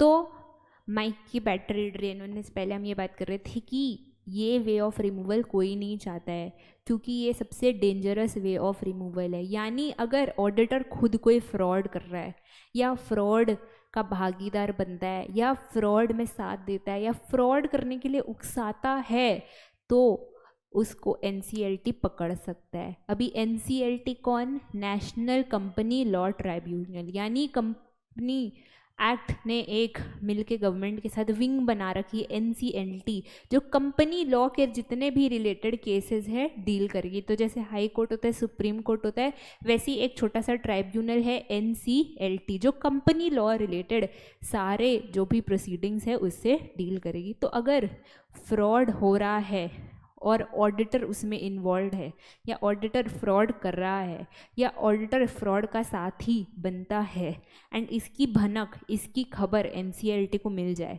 या किसी और तीसरे इंसान को मिल जाए जो एनसीएलटी को जाके इसके बारे में चुगली कर दे, या सेंट्रल गवर्नमेंट को पता चल जाए उसके बारे में जाके सेंट्रल गवर्नमेंट एनसीएलटी को चुगली कर दे, तो एनसीएलटी एक नहीं, दो नहीं, तीन तीन पनिशमेंट्स बताता है। क्या क्या पनिशमेंट? सबसे पहले तो ये कि ऑडिटर को उस कंपनी से इमीडिएटली रिमूव करो। दूसरा, बैन फॉर 5 years, मतलब ना जस्ट ये कंपनी, कोई भी कंपनी का ऑडिटर ऑडिट नहीं कर सकता for the next 5 years। And lastly section 447 के अंडर पनिशमेंट। सेक्शन 447 हम कल पढ़ेंगे, but let me tell you, बहुत ही भयानक पनिशमेंट मिलता है, मतलब सबसे डरावना पनिशमेंट मिलता है। जहाँ जहाँ सेक्शन 447 यूज़ हुआ है, मतलब समझ लो कि इसका लाइफ इज़ ओवर। प्लस अगर सेंट्रल गवर्नमेंट चुगली करेगा एनसीएलटी को, मतलब बड़ा बात है, तो एनसीएलटी झटपट एक्शन लेगा एंड विद इन 15 days ही ये तीनों ऑर्डर्स दे देगा। ये बताओ समझ आया क्या? कोई भी ऑडिटर इस वे से तो रिमूव नहीं होना चाहते। तो अगर फ्रॉड में ऑडिटर साथ देता है या करता है या इनसाइट करता है, यानी अबेटेड और कल्यूडेड और acted in the fraudulent manner, and इसके बारे में एनसीएलटी को पता चल जाता है या किसी और इंसान को पता चल जाता है और वह एनसीएलटी को जाके चुगली कर देता है, या सेंट्रल गवर्नमेंट को पता चल जाता है एंड वह एनसीएलटी को जाके चुगली कर देता है, तो एनसीएलटी सबसे पहले तो बोलेगा कि इस ऑडिटर को हटाओ, फिर 5 साल तक कह देगा कि वो कहीं पे भी ऑडिट नहीं कर सकता, एंड सेक्शन 447 का थप्पड़ भी उस ऑडिटर को पड़ेगा। अगर सेंट्रल गवर्नमेंट ये बात एनसीएलटी को जाके बोल रहा है, मतलब बहुत इंपॉर्टेंट मैटर है, तो एनसीएलटी झटपट 15 दिन में ही एक्शन ले लेगा। ठीक है, 15 days याद रखना है। ये जो वर्ड्स है अबेटेड, कल्यूडेड और एक्टेड, ये याद रखना है, एंड पनिशमेंट याद रखना है। बोलो याद रख लोगे ना? याद रख लोगे ना?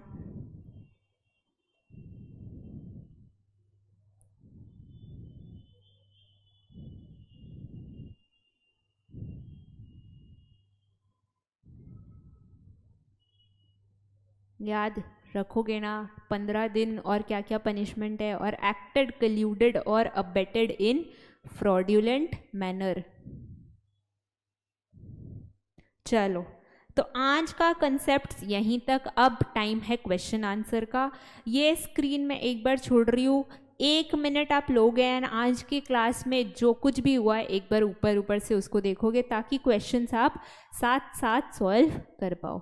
1 मिनट में दूंगी, उससे और 1 सेकंड भी ज़्यादा नहीं। फटाफट एक बार जो भी आज क्लास में हुआ है उसको देख के आओ।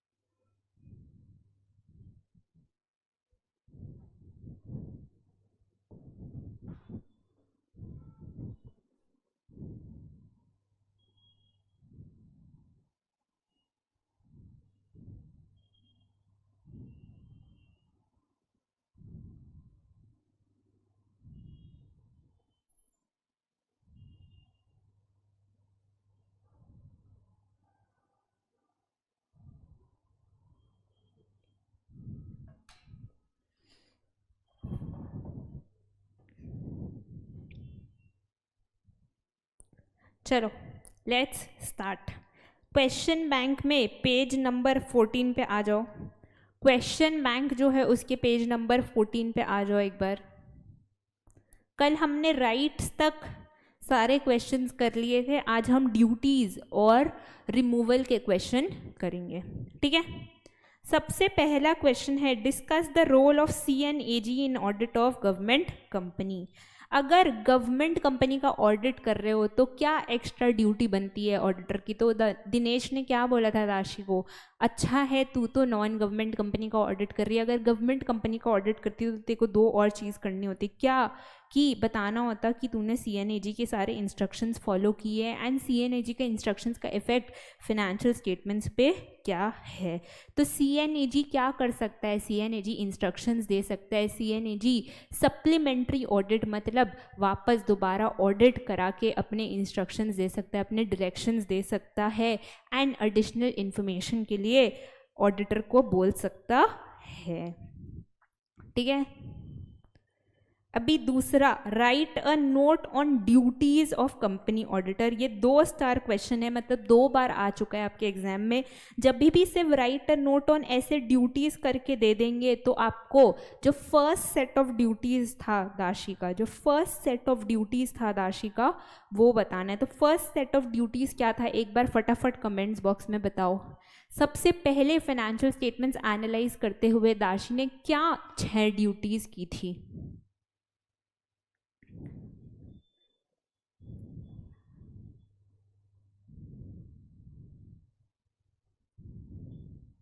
सबसे पहले फाइनेंशियल स्टेटमेंट्स एनालाइज करते हुए दाशी ने क्या 6 ड्यूटीज़ एग्जीक्यूट की थी, एक बार बताइए चैट बॉक्स में।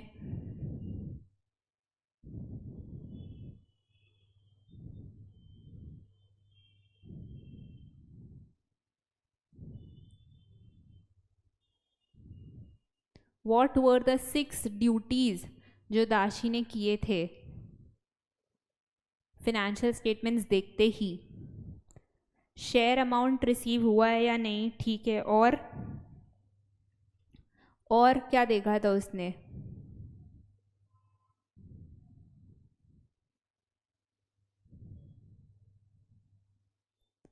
लोन डिपॉजिट्स में तो क्लासिफाई नहीं हो गया है ना, जो भी लोन्स है वो लोन्स में ही क्लासिफाइड है एंड डिपॉजिट्स में तो क्लासिफाई नहीं हुए हैं ना। फिर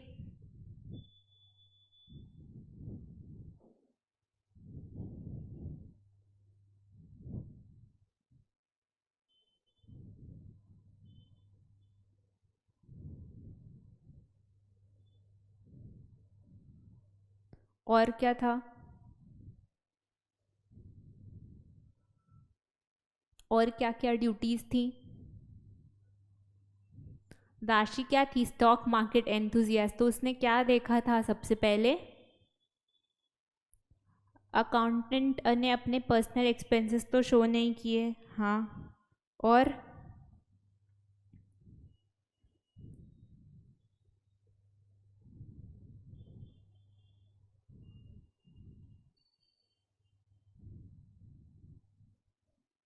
अकाउंटेंट ने पर्सनल एक्सपेंसेस तो शो नहीं किए हैं।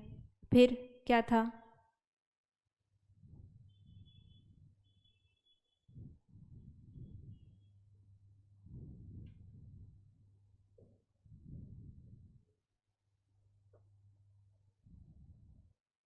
एडवांसेस के टर्म्स कंडीशंस बाकी याद नहीं आ रहा, अच्छा ठीक है कोई बात नहीं तेजस, मैं बताती हूँ।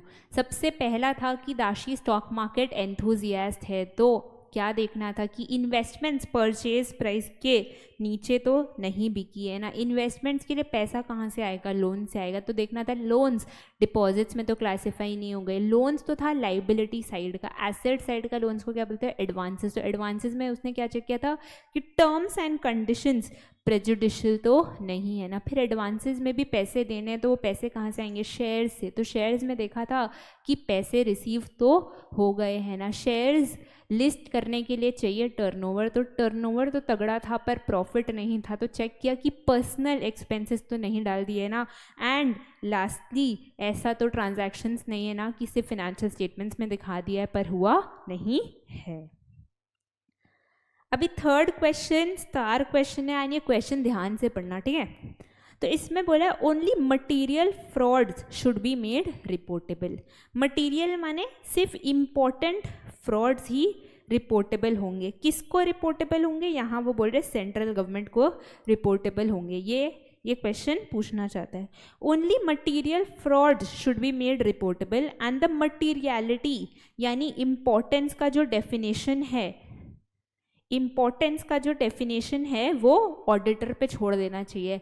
ऐसा है क्या, ऑडिटर डिसाइड करता है क्या कि कौन सा फ्रॉड सेंट्रल गवर्नमेंट को रिपोर्ट करना है या नहीं, या कुछ डिफाइंड है ऑलरेडी कि ये फ्रॉड सेंट्रल गवर्नमेंट को रिपोर्ट होगा? एक बार बताओ, क्या ऑडिटर डिसाइड करता है क्या कि सेंट्रल गवर्नमेंट को क्या क्या फ्रॉड रिपोर्ट करना है, या कंपनीज एक्ट ने खुद ने डिफाइन करके रखा है कि कौन कौन सा फ्रॉड सेंट्रल गवर्नमेंट को बताना है?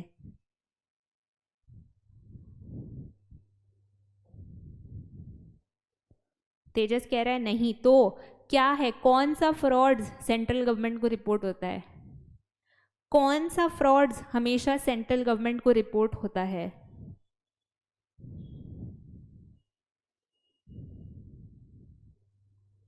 ऑलरेडी डिफाइन होगा, मतलब पहले से कंपनीज एक्ट ने डिफाइन करके रखा है क्या कि सिर्फ 1 करोड़ या उससे ज़्यादा का फ्रॉड ही सेंट्रल गवर्नमेंट को रिपोर्ट होगा। सिर्फ 1 करोड़ या उससे ज़्यादा का फ्रॉड ही सेंट्रल गवर्नमेंट को रिपोर्ट होगा। ये अभी हम पढ़ के आए हैं कि 1 करोड़ से नीचे है तो सेंट्रल गवर्नमेंट वाला पार्ट स्किप कर दो, एंड 1 करोड़ या उससे ज़्यादा है तो ये बात सेंट्रल गवर्नमेंट को बता दो। Amount of 1 crore or more is being amount of 1 crore or above is being committed by employees or officer, then he shall report the matter to CG।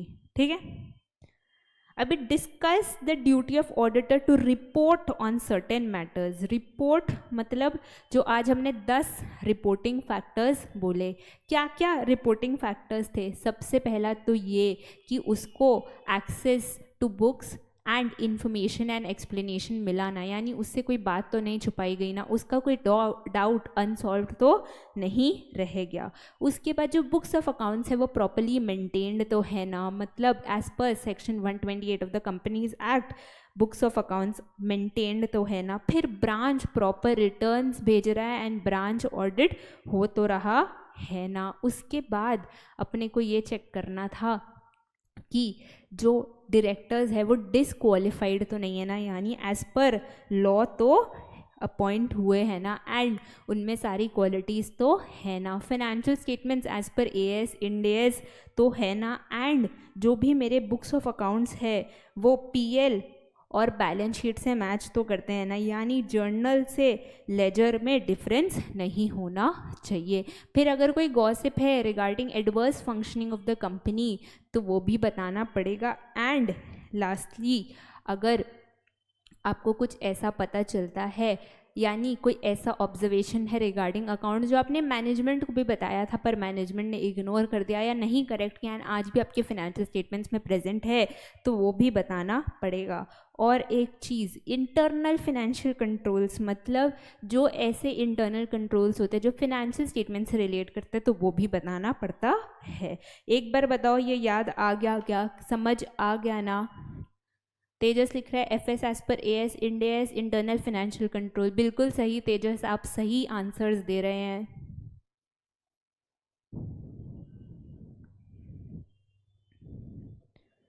बिल्कुल सही, ये समझ आ गया एंड याद आ गया क्या जो भी मैंने रिपोर्टिंग का आपको बताया कि ये सब चीज़ें रिपोर्ट होंगी।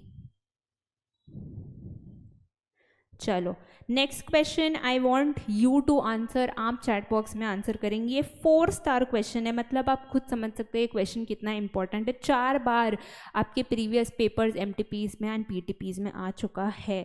तो यहाँ पूछ रहा है कि फ्रॉड रिपोर्ट कैसे करता है स्टैट्यूटरी ऑडिटर। आज ही हम पढ़ के आए हैं कि फ्रॉड में कौन कहाँ कैसे कब रिपोर्ट करेगा। तो एक बार मेरे को इन शॉर्ट बता दो कि अगर कंपनी ऑडिटर को फ्रॉड मिलता है तो उसको क्या करना है, क्या चीज़ें देखनी है एंड कब किसको रिपोर्ट करना है, बताओ। कब किसको रिपोर्ट करना है कंपनी ऑडिटर को?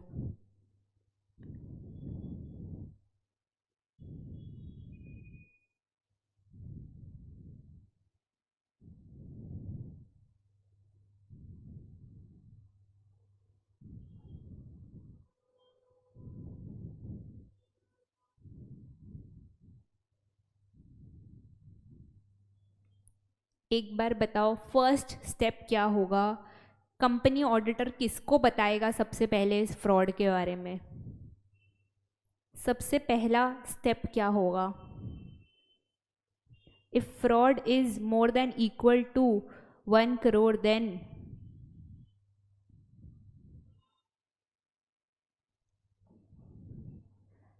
CAG नहीं आएगा यहाँ पे, ऑडिट कमेटी आएगा तेजस, ऑडिट कमेटी आएगा। अगर फ्रॉड 1 करोड़ या उससे ज़्यादा है तो सबसे पहले ऑडिटर 2 दिन में ये बात बताएगा BOD या ऑडिट कमेटी को। फिर किसको बताएगा?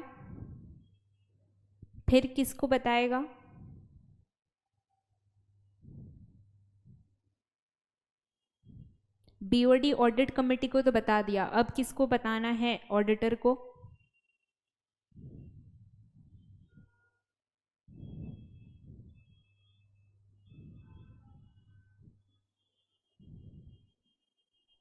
BOD ऑडिट कमेटी के बाद किसको बताते हैं? आई गेस थर्ड आप लिखना चाहते थे, सेंट्रल गवर्नमेंट, जो गलती से CO डॉट लिख दिया आपने, कंपनी लिख दिया है, क्या ऐसा है क्या तेजस? क्योंकि कंपनी को तो आपने बता दिया है। हाँ, फिर CG, यानी सबसे पहले हमें फ्रॉड के बारे में बताना है बोर्ड ऑफ डायरेक्टर्स या ऑडिट कमेटी को। कितने दिन में? 2 दिन में। उसके बाद उनके रिस्पॉन्स का वेट करना है। कितने दिन के लिए? 45 डेज़ के लिए। रिस्पॉन्ड कर दे तो बढ़िया, नहीं रिस्पॉन्ड करे तो 45 डेज़ खत्म होने के बाद 15 दिन में ये बात बतानी है सेंट्रल गवर्नमेंट को। कैसे बताओगे? ADT 4 के थ्रू बताओगे। क्या क्या दोगे? अपना कमेंट्स दोगे, अपना रिपोर्ट दोगे। अगर BOD ऑडिट कमेटी का रिस्पॉन्स आ गया तो उनका रिस्पॉन्स भी दोगे। कैसे दोगे? रजिस्टर्ड पोस्ट एक्नॉलेजमेंट ड्यू से दोगे, लेटर हेड पे दोगे, साइन करोगे एंड उसके बाद मिनिस्ट्री ऑफ कॉरपोरेट अफेयर्स को दोगे। एंड अगर ये फ्रॉड 1 करोड़ से कम है तो CG का पार्ट हो जाएगा स्किप एंड सिर्फ BOD और ऑडिट कमेटी को ये बात आप बताओगे। ये क्लियर है क्या? एक बार बताओ, ये क्लियर है क्या जो मैंने अभी बोला? अभी जो समझाया पूरा चार्ट वो क्लियर है क्या?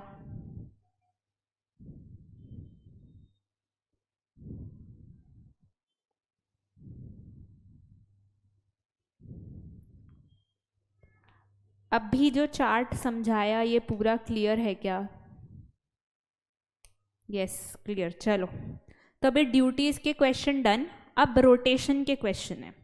सबसे पहला पूछा है, discuss about the manner in which rotation of auditors may be done by the company on expiry of the term.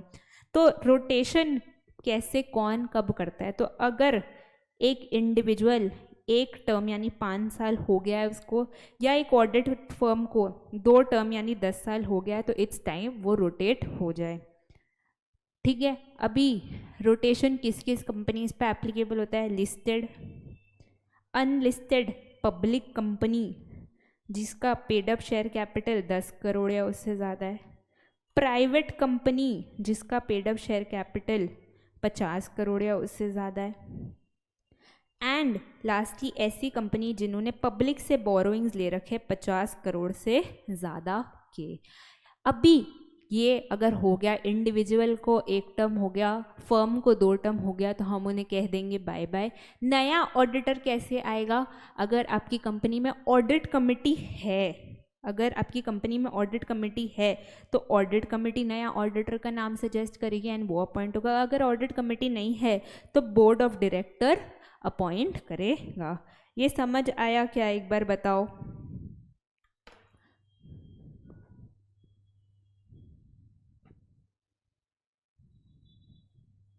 हाँ, तेजस सही बोले। इंडिविजुअल 1 टर्म के लिए, फिर cooling period on consecutive basis, and firm 2 term के लिए। Absolutely correct.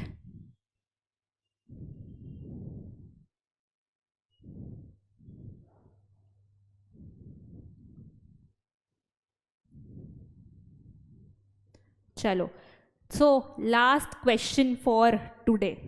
Discuss the method of removing an auditor appointed under section 139 from his office before expiry of the term. मतलब BOD को काम नहीं समझ में आ रहा है ऑडिटर का, तो वो उसको बाय बाय कहना चाहती है, तो क्या क्या करना होगा? सबसे पहले बोर्ड रेजोल्यूशन पास करना होगा, फिर उसके 30 दिन में सीजी को ये बात बतानी पड़ेगी। कैसे बताओगे? किस फॉर्म नंबर के थ्रू बताओगे? ये आंसर मैं आप लोग से एक्सपेक्ट करती हूँ। किस फॉर्म के थ्रू सीजी को इंटीमेट करोगे कि हम अपना ऑडिटर रिमूव करना चाहते हैं, हम अपना ऑडिटर बदलना चाहते हैं? बताओ एक बार, क्या था form number for removal before expiry of term? क्या था form number for removal before expiry of term?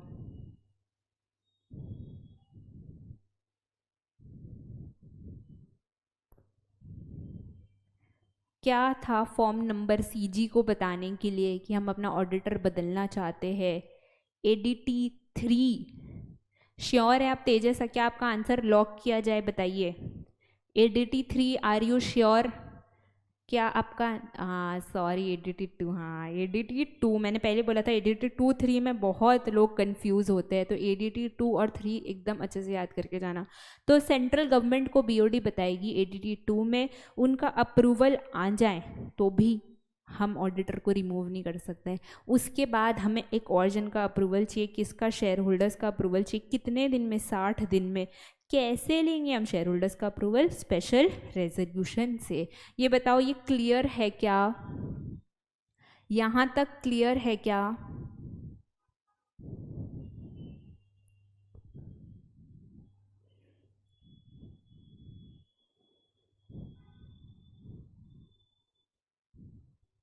यहाँ तक जो भी मैंने समझाया है वो क्लियर है क्या?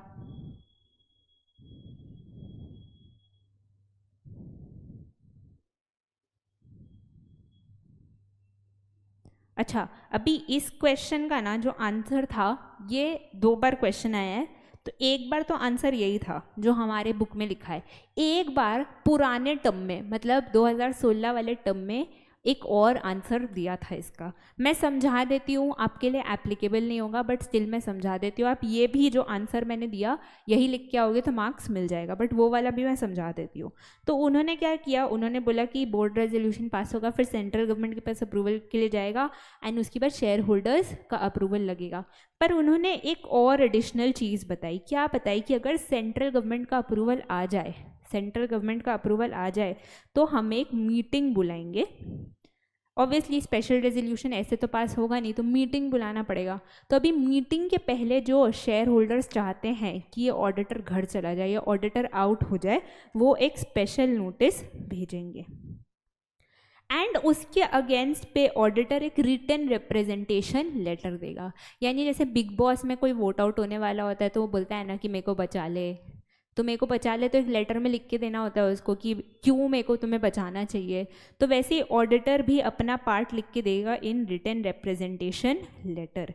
एंड ये क्या होगा, ये स्पेशल नोटिस प्लस ये रिटन रिप्रेजेंटेशन लेटर हम हर जन को जाके बांटेंगे। हम हर जो भी हमारा अपकमिंग या जो भी हमारा ऑलरेडी शेयर होल्डर है, हम सबको जाके बांटेंगे एंड उनको कहेंगे कि मीटिंग में ज़रूर आना। अभी मीटिंग में वो आएंगे एंड फिर अगर मोस्टली लोगों को लगता है स्पेशल रेजोल्यूशन पास होना चाहिए तो होगा। तो बाकी सारा स्टेप्स रिमेनिंग सेम। यहाँ पे इन्होंने एक और एडिशनल चीज़ के लिए बताया है, special notice and written representation. यानी जो शेयर होल्डर्स चाहते हैं ऑडिटर घर चला जाए वो स्पेशल नोटिस देंगे एंड ऑडिटर अपने सबूत के लिए, अपने डिफेंस के लिए रिटन रिप्रेजेंटेशन लेटर देगा एंड दोनों को मिला के हम सारे शेयर होल्डर्स को बांटेंगे।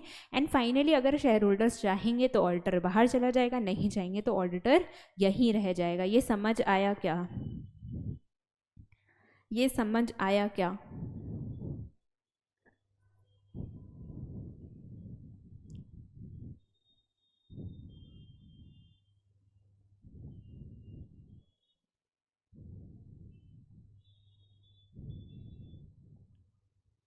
ये जो भी मैंने अभी बोला ये समझ आया क्या? याद अपने को नहीं करना है, बट क्योंकि आंसर में था, एडिशनल इन्फॉर्मेशन था, तो सुनने में कुछ नहीं रहता है, सुन लिया, समझ लिया। कल को कुछ भी वियर्ड्स आ गया तो अपने आंसर तो दे पाएंगे. So that was it for today's session. अब नेक्स्ट क्लास हम पनिशमेंट का सेक्शन कवर करेंगे एंड छोटे मोटे 2-3 ऐसे ही मिसलेनियस टॉपिक है, ब्रांच ऑडिट, जॉइंट ऑडिट, वो सब कवर करेंगे. नेक्स्ट क्लास के बाद वाली जो क्लास होगी वो सब आपके ऐप में होगी, मतलब कल की क्लास जो है वो लास्ट क्लास होगी आपकी यूट्यूब पे. ऑल्सो मंडे हम ये चैप्टर भी ख़त्म कर देंगे. तो आई होप कि अभी तक जो भी मैंने पढ़ा है आप थोड़ा थोड़ा करके घर पे रिवाइज़ कर रहे हो. नहीं भी कर रहे हो तो क्लास में आई एम इंश्योरिंग कि हम रिवीजन कर ले रहे हैं, तो याद होना स्टार्ट हो गया होगा. इस वीकेंड सैटरडे संडे अगर थोड़ा टाइम मिले तो एक बार बुक घुमा के देखना एंड देखना एक बार सब समझ तो आया ना. क्योंकि मंडे क्या है, जब ये चैप्टर ख़त्म होगा तो मैं उस दिन मेगा रिवीजन लूँगी, यानी चैप्टर के स्टार्ट से लेके चैप्टर के एंड को पूरा रिवाइज़ कराऊंगी. तो आई वॉन्ट कि आप सब भी उतना ही अटेंटिव रहे एंड आप सब भी उतना ही साथ दे मेरा. ठीक है मैम, टेस्ट होगा क्या? हाँ जी टेस्ट होगा, पर टेस्ट इस वीकेंड नहीं होगा, टेस्ट नेक्स्ट वीकेंड होगा. जब आपका सब चैप्टर 1 एंड सब चैप्टर 2 दोनों कंप्लीट हो जाए तो उसका साथ में टेस्ट होगा. टेस्ट का जो शेड्यूल है वो भी मैं आपका आज ही टेलीग्राम में अपलोड कर दूंगी.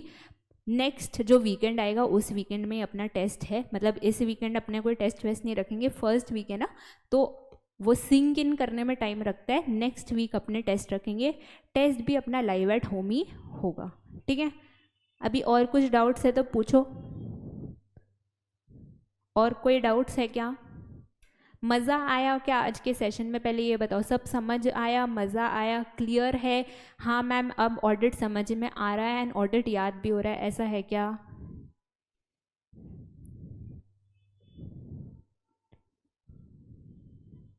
अब ऑडिट धीरे धीरे समझ में आ रहा है मैम, अब उसकी भाषा समझ आ रही है.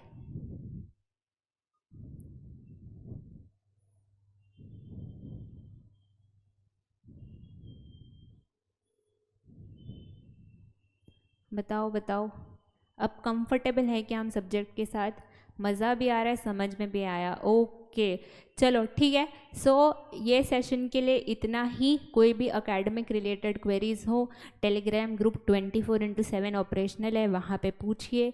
कोई भी उसके बाहर टेक्निकल ये सब क्वेरीज हो तो आपको नंबर दिए गए हैं, आपकी बुक के सामने QR कोड दिया गया है, उसको भी स्कैन करके आप अपना फॉर्म वॉर्म भरिए.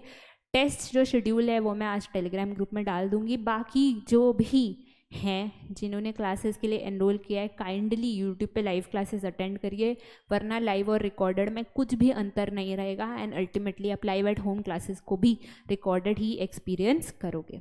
So that was it for today's session. मिलते हैं कल 11 बजे एंड 11 बजे कल हम क्या करेंगे, प्रोविजंस अंडर कंपनीज एक्ट ही कंटिन्यू करेंगे. चलो thank you, I am ending the stream.